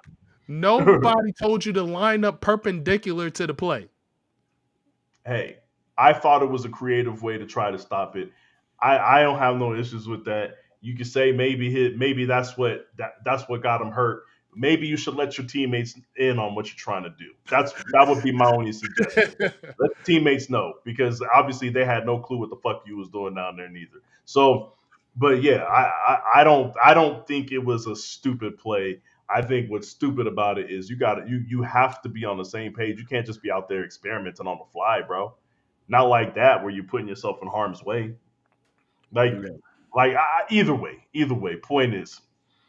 Point is, yeah, you're right. It's not like a bunch of people are out here. Bodies aren't dropping because of this play or anything like that. No. Not once. Not once. But anyway, um, yeah. Hmm. So shoot. Sean, real quick, breaking news was that Brian Greasy is out at in the 49ers camp, man. So just to let you know, shoot, and I lost it just that fast. Um, I just had it up and now it's gone. That sucks. Give me 2 seconds to find it again. Oh no, Twitter. Um, but yeah, this was via Rappaport. It actually, oh, here it is coming by on the ticker right now. Uh, 49ers formally give OC offensive coordinator reigns to Kubiak. Headlining a list of changes to the San Francisco coaching staff is a long-awaited promotion of Clay Kubiak. Uh, and they so that was one of it. One of the things. It continues on, but this is moving slow. So let's see if I can find it faster. Yeah. Um, play this, damn it. Did we get rid of it? Yeah. Moving off of Brian Grease as the QB coach. So yeah, there you go. How you feel Yeah, about it? so I'm trying to look to see what they mean by moving off of him as the QB coach. Are they letting him explore? Is he going to get hired elsewhere? Are we firing him? I haven't seen any. I'm trying to look this up to see what they're talking about, and they really ain't said too much about what they mean by moving on. For did his contract expire? I don't know what the fuck they talking about. No, the way it was worded was that he's being let go. Yeah, no, I have to. The reason why I asked that is because we have strategically in the past made sure that whoever we bring up or whoever we bring in, we we let go of them in a way to where we get compensatory picks for them. Okay, so I'm trying to see this. It's looking like Here, yeah, oh the yeah, it says John Lynch is going to address the media tomorrow, yeah, and we're gonna find out exactly what's going on with it. So, but I guess it's known that they're moving on from Greasy because they hired, Mike um, Lombardi. yeah, excuse me, this, and that's Mick Lombardi. Oh, excuse me, Mick. It's Excuse another Lombardi brother. It's another me. Lombardi brother. We got all the coaching families. We bring up whoever the next guy is, and we bring him into our camp. It was going to be interesting to see. It's going to be interesting to see what happened with that because the way the fact that it's not really being said what happened leads me to believe that it is a situation to where it's a firing or not a firing, letting go, whatever you want to call it, mutual letting go. I don't care what you call it, but it seems like that's what it is. When they brought Brian Greasy in, I thought it was an interesting choice for Brock Purdy, but I understood exactly why they brought Brian Greasy in. to be his quarterback coach, because Brian Greasy, if you know anything about his career, he was another guy who was uh, more athletic than you thought he was, and he was an overachiever quarterback guy that ended up starting for multiple teams, but then was a long time journeyman.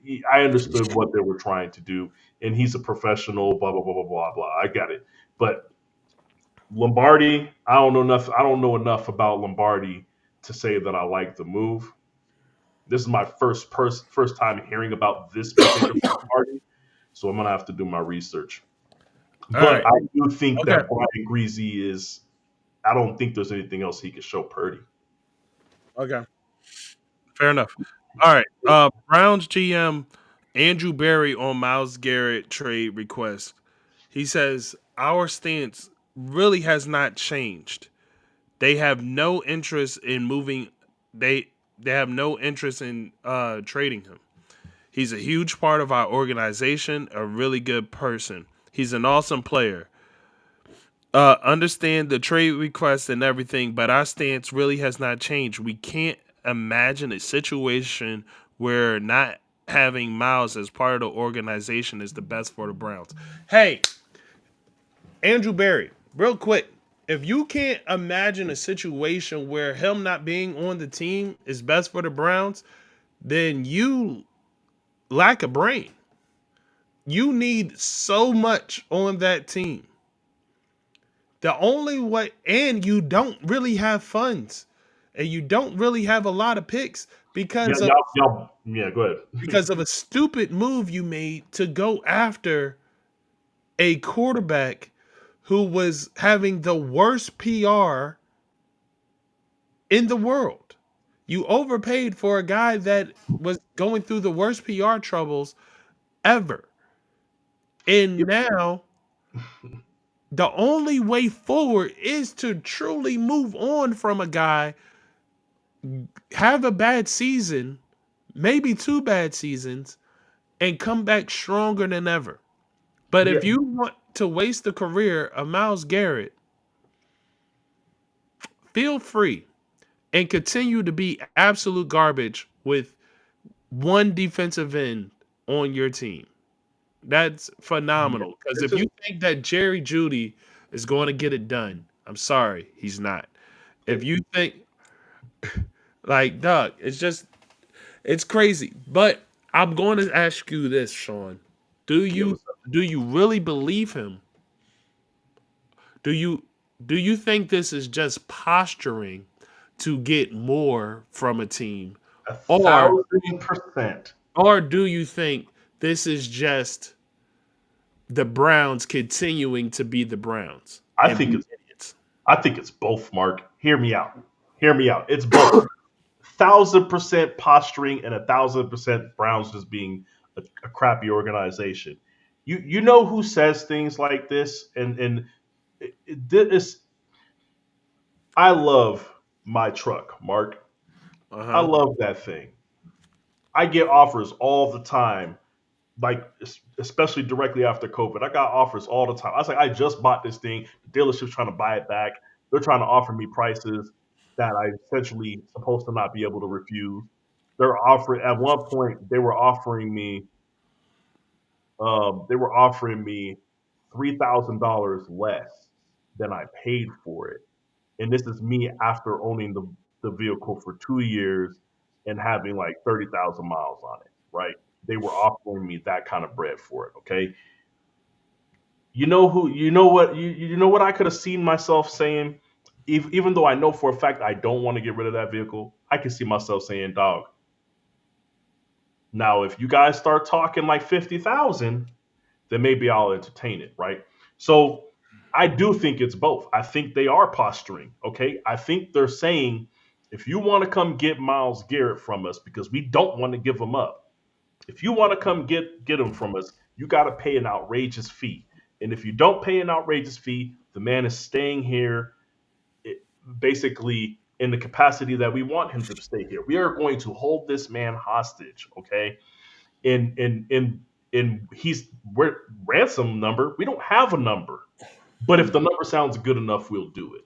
And I Right. think so. I think it's but that approach, Mark, is idiotic because you're absolutely right. The best trade asset that you have on your team right now is a Miles Garrett. The best way to free up money is getting rid of Miles Garrett because you have a fully guaranteed contract going to Deshaun Watson. And to add to your point about him going through the PR thing, it's not even just that. You paid him before you even knew. Like he was still suspended indefinitely by the NFL when you gave him that contract. You had no clue.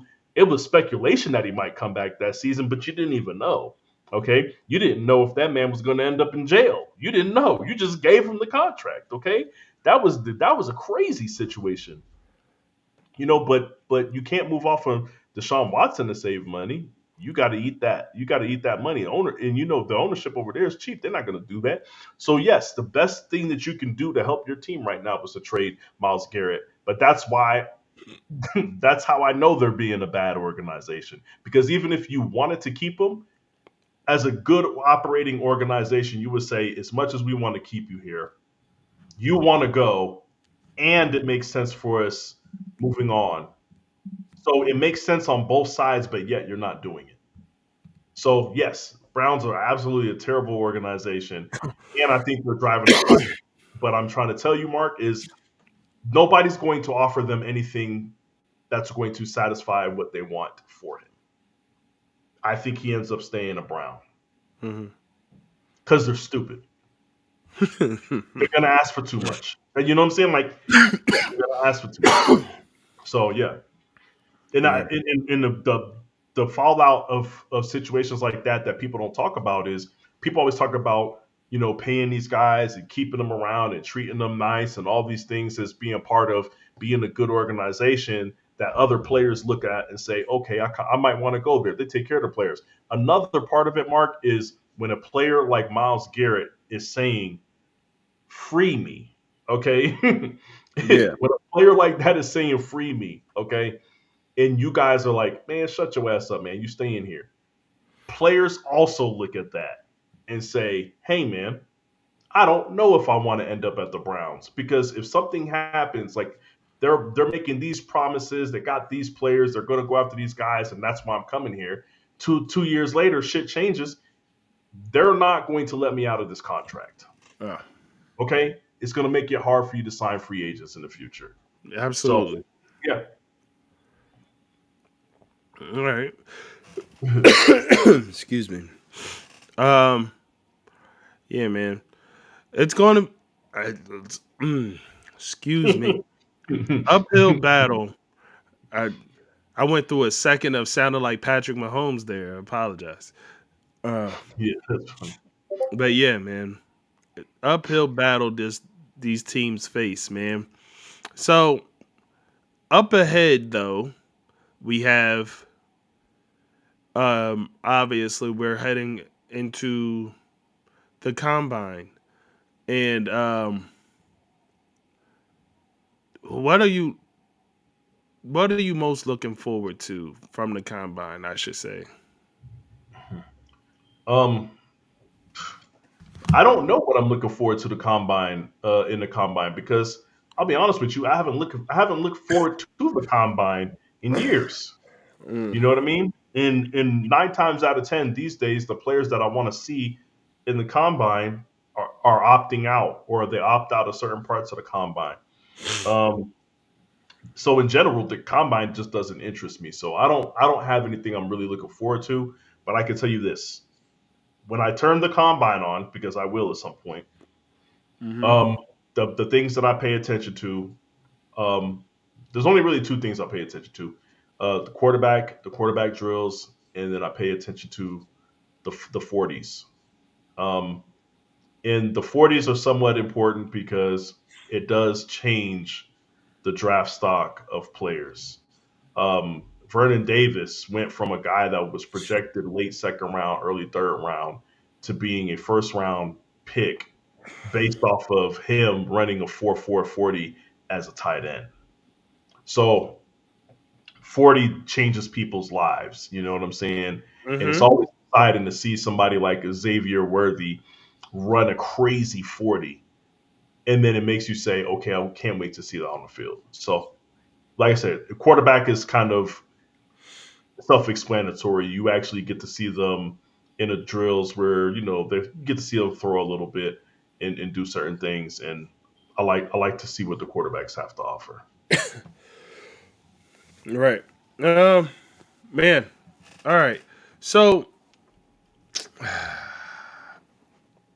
dang it. There was things I wanted to get into about the combine or about players in the combine, and now I'm not sure if I should because I feel like it's going to take a long time. It Um, will. so, but I do want to bring up one thing, man. Hmm.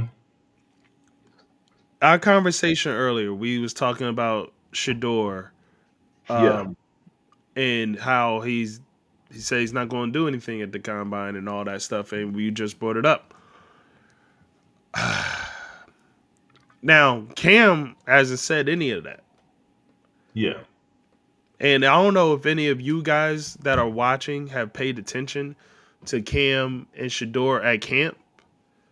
Or like not at camp, but in their workouts with because they have the same QB coach or whatever.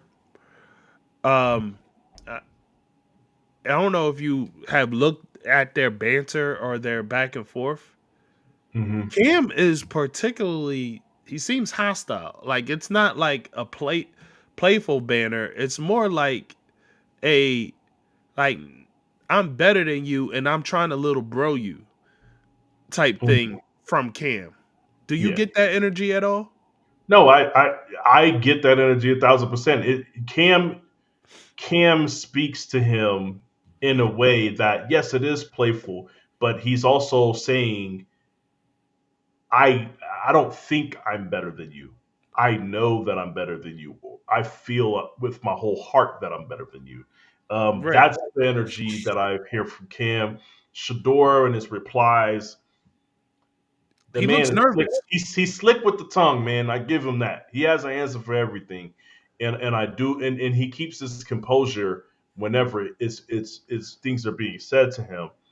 But it's a different type of energy that Shador has versus the energy that Cam Ward has. What do you take from that, Mark? What is your takeaway from that from their back and forth though? My takeaway from their back and forth is that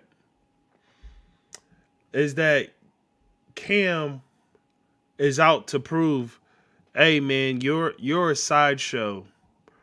I'm the main attraction. Like it's like it is 100%. It's 100% a dude. Actually, you know what it looks like to me? What? What was the character's name from Creed 3? Uh Jonathan Majors I character? can't remember his name, but I know exactly what you're talking about. Yeah. It looks to me like Jonathan Majors character versus Michael B. Jordan's character, Yeah. where it's like, hey man, you had all the benefits of the world. Look at who your father is. Look at what you came from. Look at the things that you had.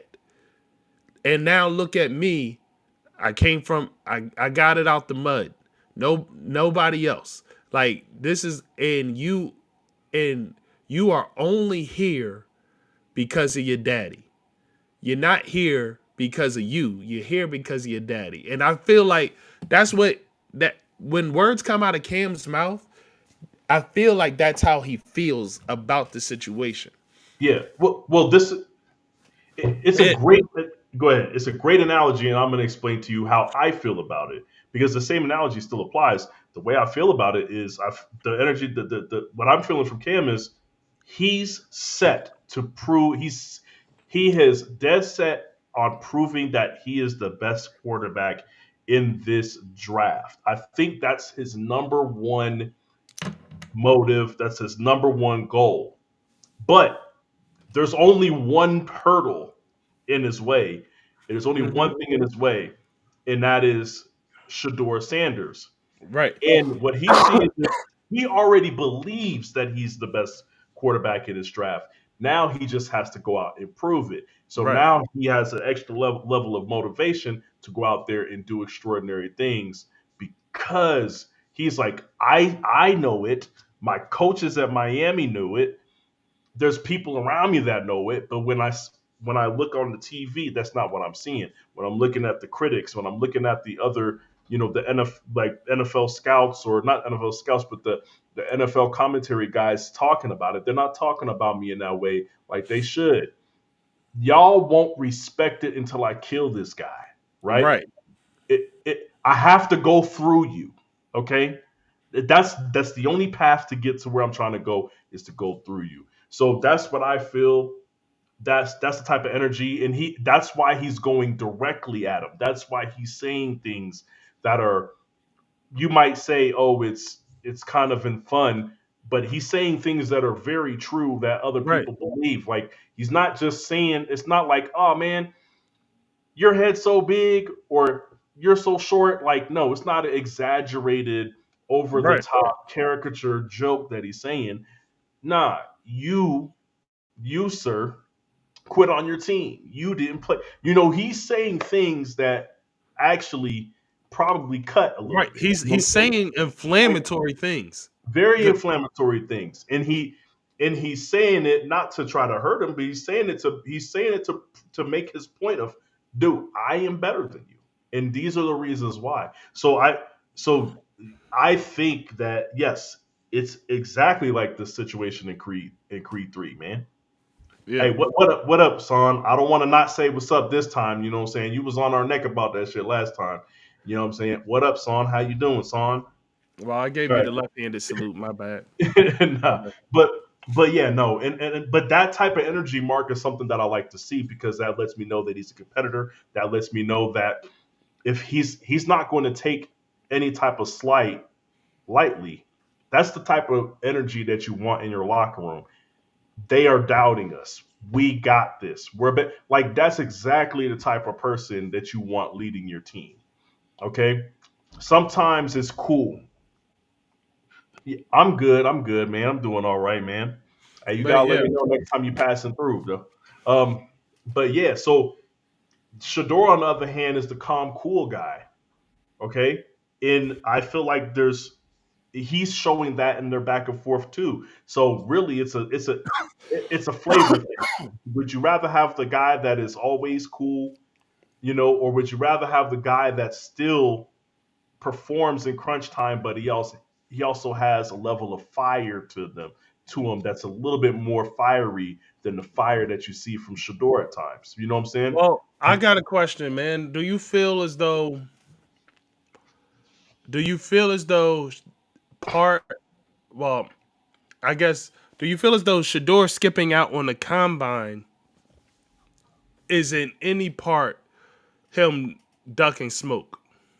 I don't think he's ducking smoke. I think Shador. One thing that I'll give Shador credit for is he's very socially aware. He knows how to read a room. In Shador, to me, um, I think he sees what's happening already. He sees the talks about it's just his father. They see, like, I think he sees that no matter how well he performs in the combine, people are going to use his combine to say that he's not great. They're already So saying they're I just feel like he's looking at it, and he's looking at it as a place to where, even if I do phenomenal, there's still going to be criticisms. There's still going to be people trying to knock and lower my draft stock. And that's okay, what I think he's ducking, Mark. I don't think okay. he's ducking So no. he is. So you may not feel as though he's ducking smoke from Cam, No, but he's he not. is. But he is ducking smoke from just general criticism. Yeah, yeah, but I feel like I'm not. I wouldn't label I it as mean, it's ducking not. smoke, It, but it is. I mean, that is what it is. It doesn't change. Like the if you know this is the obstacle in front of you, and no. you opt to go around it or to avoid it, you are ducking. You are If I ducking know it's smoke. a trap, it's not No, that. but Like no. that's what you're But saying. Like listen, if I know it's a trap, it's not. it doesn't change the fact It's now me. whether or not that's what you should do or not. It doesn't change that's what you're doing. Like I shouldn't fight Mike Tyson. In no world should I fight Mike Tyson. No. And if I opt to not, and if the opportunity to fight him was available and I opt not to, and it doesn't change the fact that I'm ducking Mike Tyson. No, no, but It see, still just makes me smart no. for doing so. Here's a better analogy because Mike Tyson don't have your future in his hands. The critics do, okay, and the scouts do, okay. So it's like me pulling up. I see the cops. They're discussing something. I don't know why they got that little bag of coke on them, but but you know what? Instead of driving down the street and trying to find out why they got a bag of coke on them, I'm gonna turn around and go the other way. You might Yo, call it fucking smoke. I'm saying I can see the trap from here, and I ain't going. exactly. But still, it's still like, look, Not, I might be ducking the DUI check. I haven't been drinking, but I don't want to deal with these cops. But I am still yeah, ducking this DUI check, this it's checkpoint. no, You no. don't like the wording, and I'm purposely No, using the wording because you don't like it. But it no, is what it is. no. It's That's different. what's happening. You knowing you didn't drink and you going through a DUI checkpoint and you know that they can't fake the numbers that pop up on this thing is different. You running into a situation where you're in a small town in America, like it's some small town in Alabama, and you see a DUI checkpoint and you're ducking that one. Those are two totally different scenarios, sir. Knowing that you have a chance to have a good outcome, right? That it could be either good or bad, and then you duck that, that's duck and smoke. That's you having a fear of your own failure. You saying I can see that no matter what happens here, there's gonna they're just here to shit on me. You know what I'm saying? Or they're here to arrest me even though I'm not breaking any laws. That's not smoke. That's not me being in fear of my own failure, sir. That's me knowing that I'm getting set up for the twist, and except for I ain't here except for for it. here's the issue. What's the This issue? thing is on this thing is on TV. It's filmed. So they can say whatever they want. The pro the proof is in what you show. They can say whatever they want about it, but we watch it. So your destiny is still ultimately in your hands. So if you're afraid of what you'll put out on film, that is where you're ducking smoke because No, you have you no it is that's this is where you are I got explanations for no you. So no you can say what you put on film. What I saw on film was guys that are outrunning guys, and then they go in there and they run a 40, and the 40 says something different than what they showed on film the whole year, and that affects something. That does. So what you're saying is what on film, what happens on film at the combine matters more than what happened on film during the season. no what I no I'm in a particularly a quarterback's case. In a quarterback's case, Yeah. I'm watching you pass this ball. I'm watching where this ball goes. It doesn't matter if this receiver drops the ball. If it goes out on time, that's what I'm looking at for from the quarterback. It doesn't matter what this receiver does. We're judging off of your scale of what you're doing. So all that is so yes, you could go out and have a bad run time. You could go out have a bad bench press or whatever, but when it comes to what that arm do, and then you throw for this and Cam throws for that, and now So I have a I get to watch it side by side with the exact same receivers, so and now you're not going to show that. that's no. where Yeah. that's where the duck comes in, but that's okay. Nah, I That's don't think that's a that's duck, okay. man. That's just my That's like me saying I have a question listen mark. listen, we're going to end that on this because I do want to get to another point, and I'm just going to say that's my opinion on the matter. That's what I understand. I understand No, what you're saying. I understand why he's ducking. I understand why he are I understand why he's avoiding the situation the way you want to put it. Regardless, I get it. And you may be right that there is no real way for him to win. You may be right. But at the same time, my personal view on it is that there is an opportunity to where this guy's talking all that trash or whatever. For whatever reason, you're avoiding it. For whatever reason you may have, you're avoiding it. Yeah, I don't like. I want to be very clear, and this is my last two comments on this. Number one, Now you ducking. got two comments. I said we want to move on. Yeah, ducking smoke because you're just using the term wrong. Ducking smoke is ducking a fair one. If it ain't fair, then it ain't ducking smoke. Number Oh, it two, is a fair one because it's still you and him. no. See, So you're whatever anybody says, it doesn't change the fact that it's you and him. it's It's a not a fair head one. to It's head. a fair one all the That's same. crazy that you say that's a head to head. But either way, point is, point is, you know very well he's not. His reason for not going to combine has nothing to do with Cam Ward. But my question to you, and you don't have to answer it because you don't have to. When everybody wanted to see how fast Lamar Jackson was, and he decided he wasn't going to run his 40, was that duck and smoke too? But was it Doug? No, Was it because duck and smoke when Lamar Jackson said, "I don't want to run my 40"? When everybody wanted to see him run a 40. no, because their reasoning for wanting him to run his 40 had nothing to do with whether or not they questioned his speed. It had nothing to do with that. Like it Are had you nothing. sure? It had nothing to do with the questions about his speed. It had nothing to do with that. So Then what other reason is there to watch somebody do a 40? because so that they could peg him at another position, or so they could say, I don't want him here, I want him there. So there were other reasons for that because there was never a question about is Lamar Jackson fast. That was never on the topic of So conversation. he avoided a But situation. He avoided a negative outcome because no, that's what it was. because the question on the table is Shador and Cam on the same level, or is Shador better than Cam, or is Cam better than Shador? That is a question that is on the table, Those are and questions so that will not get answered at the when you combine. both So I have don't the know why you're saying opportunity that. to be on the same field at the same time, throwing to the same receivers, and that is one of the questions that is out there. Yeah. Okay, I and don't think anybody wants to. I don't think anybody's saying, "Man, I really wish Shador was doing the combine so I could compare their throwing head to head." Who's saying that? Maybe hey, you listen. are. Or maybe that's why you feel that way. Maybe you feel like Shador slighted you. But go ahead. Shador didn't slight me. I don't care what he does. I I'm just saying, do it. I have a Super Bowl winning quarterback. Do you? Look, I don't care. I don't care. yeah. What does that I have to don't do with care. me? Shador's not going to my team.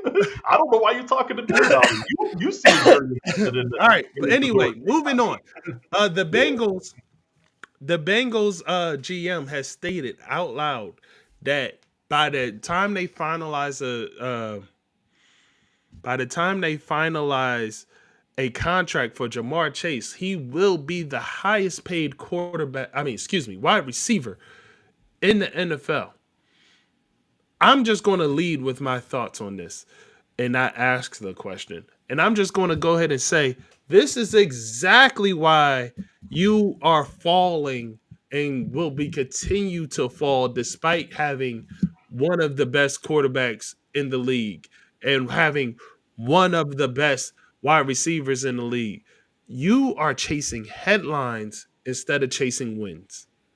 The headline is the big payday that Jamar Chase received. That's the headline. Jamar Chase could be paid. Jamar Chase can make a lot of money. Jamar Chase does not have to be the highest paid because guess what, Bengals? You need a lot of stuff on offense and defense. You need money to do so.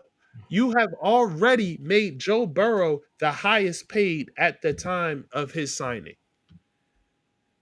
You are already signing yourself up to franchise T. Higgins again which now puts him at the top 3 of his position next year. And now you're saying by the time we finalize Jamar Chase's contract, he will be the highest paid wide receiver. Where's the rest of the money coming from, sir? Because last time I checked, you don't have a defensive line, you don't have an offensive line, you need cornerbacks, you need stuff. Your running back is, yeah, okay, he all right. Like, you need stuff. Yeah. Like, so why are you looking to make a wide receiver the highest paid when you need so many things? Sean, Mhm. I said my piece. Open the Uh, floor to you. Look, man, I can tell you what. You know what's crazy about this financial decision, Mark? We all know how the franchise tag works, right? So what you're telling me is you're going to give Jamar Chase his contract.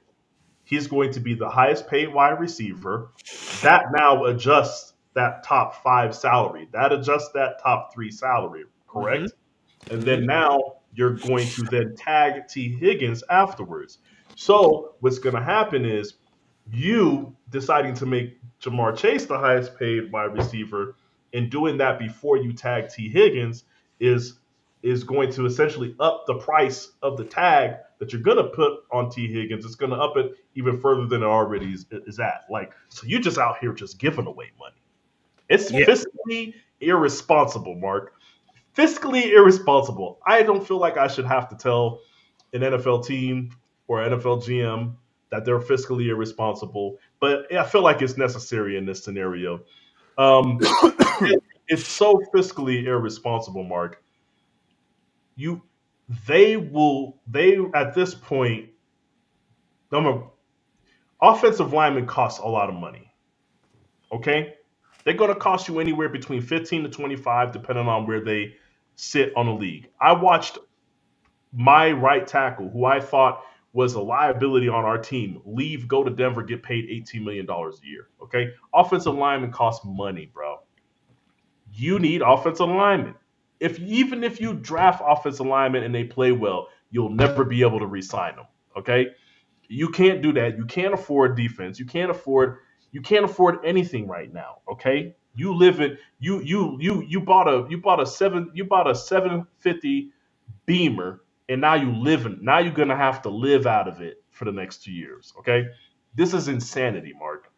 Okay, that picture of the Bugatti pulled inside the raggedy ass house in the little Yeah. carport, like that's what's happening right here with the Bengals. And you know what? Everything that comes to them, they've earned it, they've deserved it. It don't the people that the person that I feel bad for is Joe Burrow. I don't Why? feel bad for Jamar. I don't feel bad for Jamar Chase.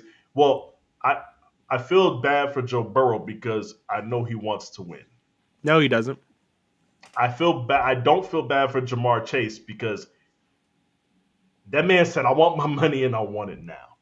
Okay. Um, I disagree with you.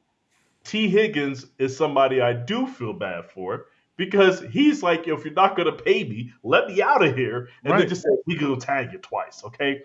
That's how I feel about this situation. Um, Hey, Jamar, real quick. I I disagree with you. I, go ahead, go ahead. What you got? I disagree with you. Joe Burrow doesn't care about winning. He may I, say that on the surface, but he doesn't. If Joe Burrow cared about winning, he would not have signed the contract that he did. I mean, the that I'm sorry, that's facts are facts. Guess what? Tom Brady cared about winning. You see the contracts he signed throughout his this, career? this is this would be my I counter mean, argument. I'm just saying, Tom Brady it was the very best at his Yeah, position, and you seen the contracts he this, signed throughout his career yeah, because this he cared about winning.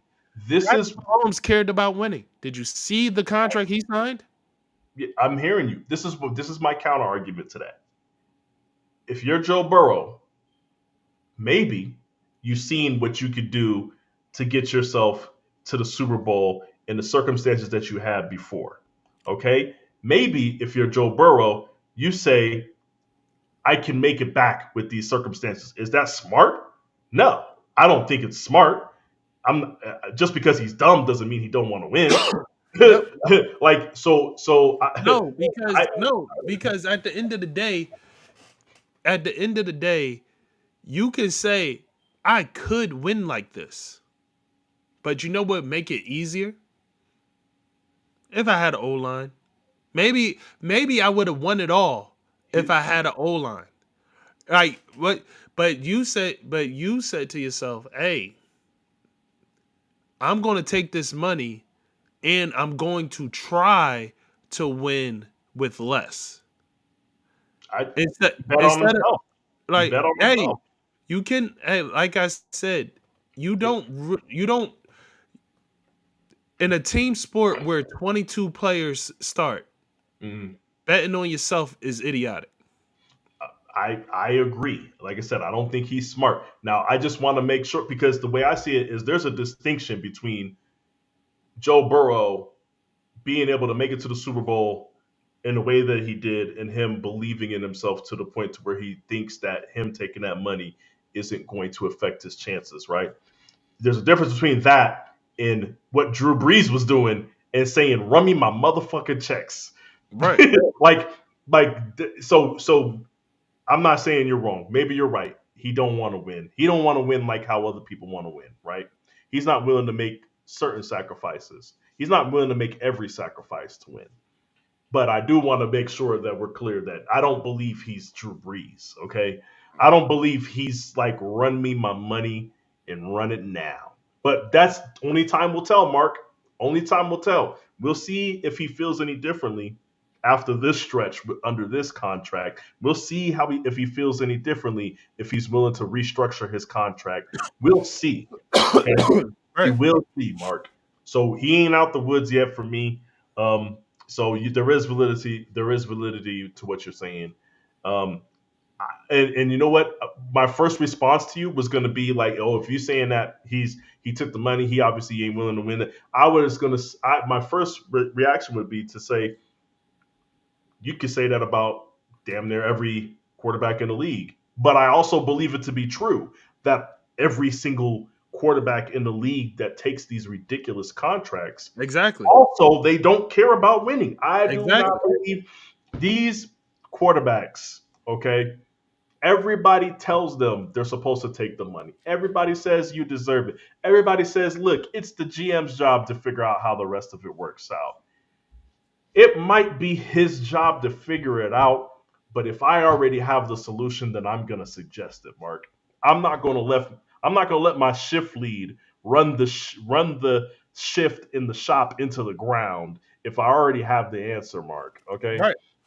I'm going to go to them and say, don't do that. Okay, this is what we're going to do. Okay, sir, don't do that. We don't want the whole ship to crash. You know what I'm saying? Like but I agree with you.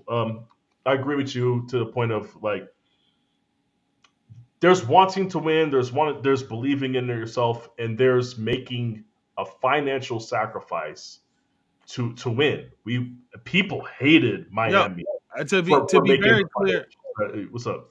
or to put what you're saying right now in, I guess, in better context, there is wanting to win and there is setting yourself up to win.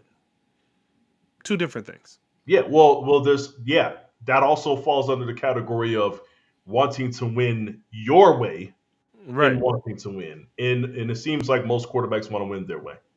Whether it be financially, whether it be scheme, whether it be the head coach that they want, whatever it is, they want to win it. They want to win it in their way, right? I Right. want to be throwing the ball. I don't want to hand the ball off. Some people just want like John Elway when he won those two chips with Terrell Davis running the ball over the place. He got to the point he just wanted to win. Mark, okay, Right. he didn't care. He didn't care at that point. I'll hand the ball off. I don't give a damn. Okay, there is a distinct difference between what Patrick Mahomes, Tom Brady did.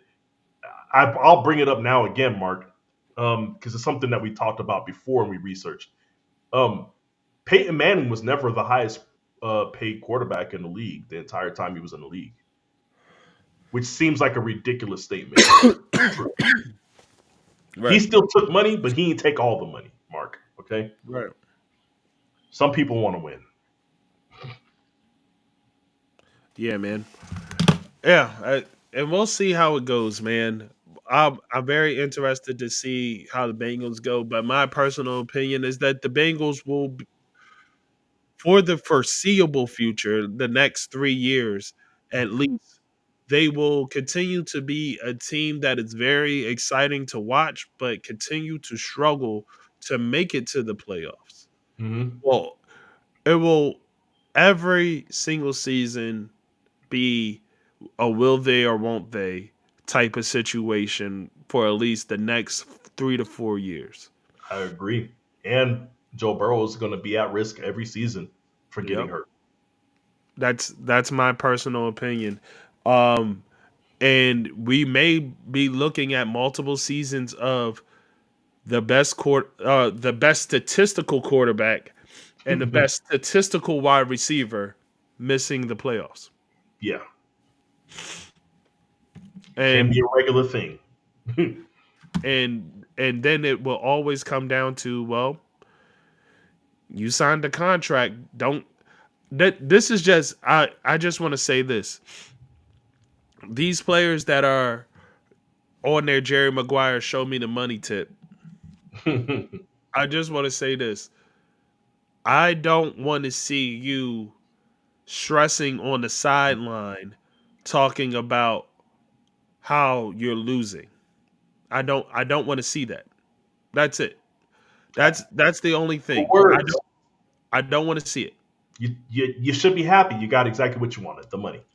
I don't Right. want to hear no complaints. I'm with you, Mark. Not one bit of sympathy from me coming from me if these guys start whining.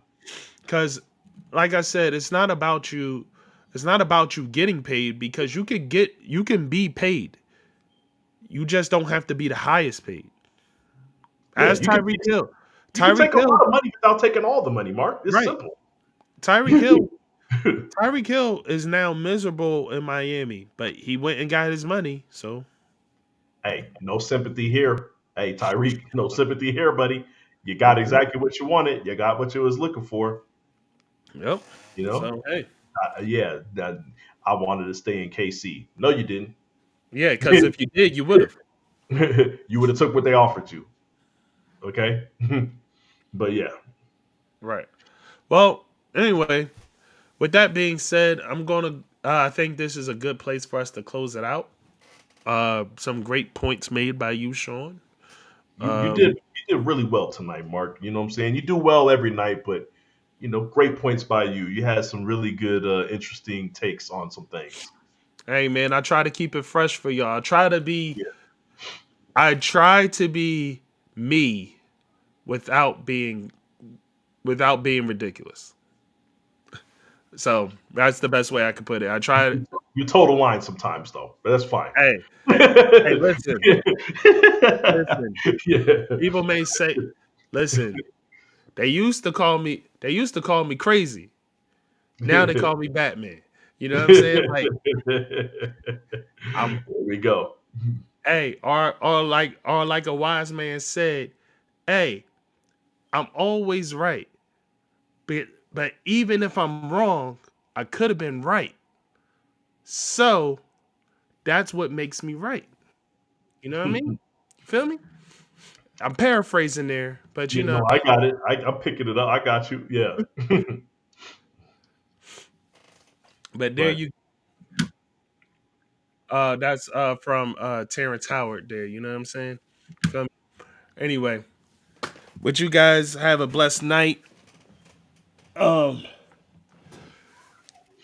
you guys have a blessed night and remember, it's only entertainment. Things are slowing down for us here. You know what I mean? Basketball is the only thing going really, unless you're into NHL. Um, Spring training is here now. Baseball's around the corner. Best time to make your bets is when things are uncertain within baseball. So hey, keep that in mind, man. You know what I mean? When making those bets, that these things are an entertainment product. They go a certain way. You're not in control of it. None of us are. So bet responsibly. With that being said, peace. peace.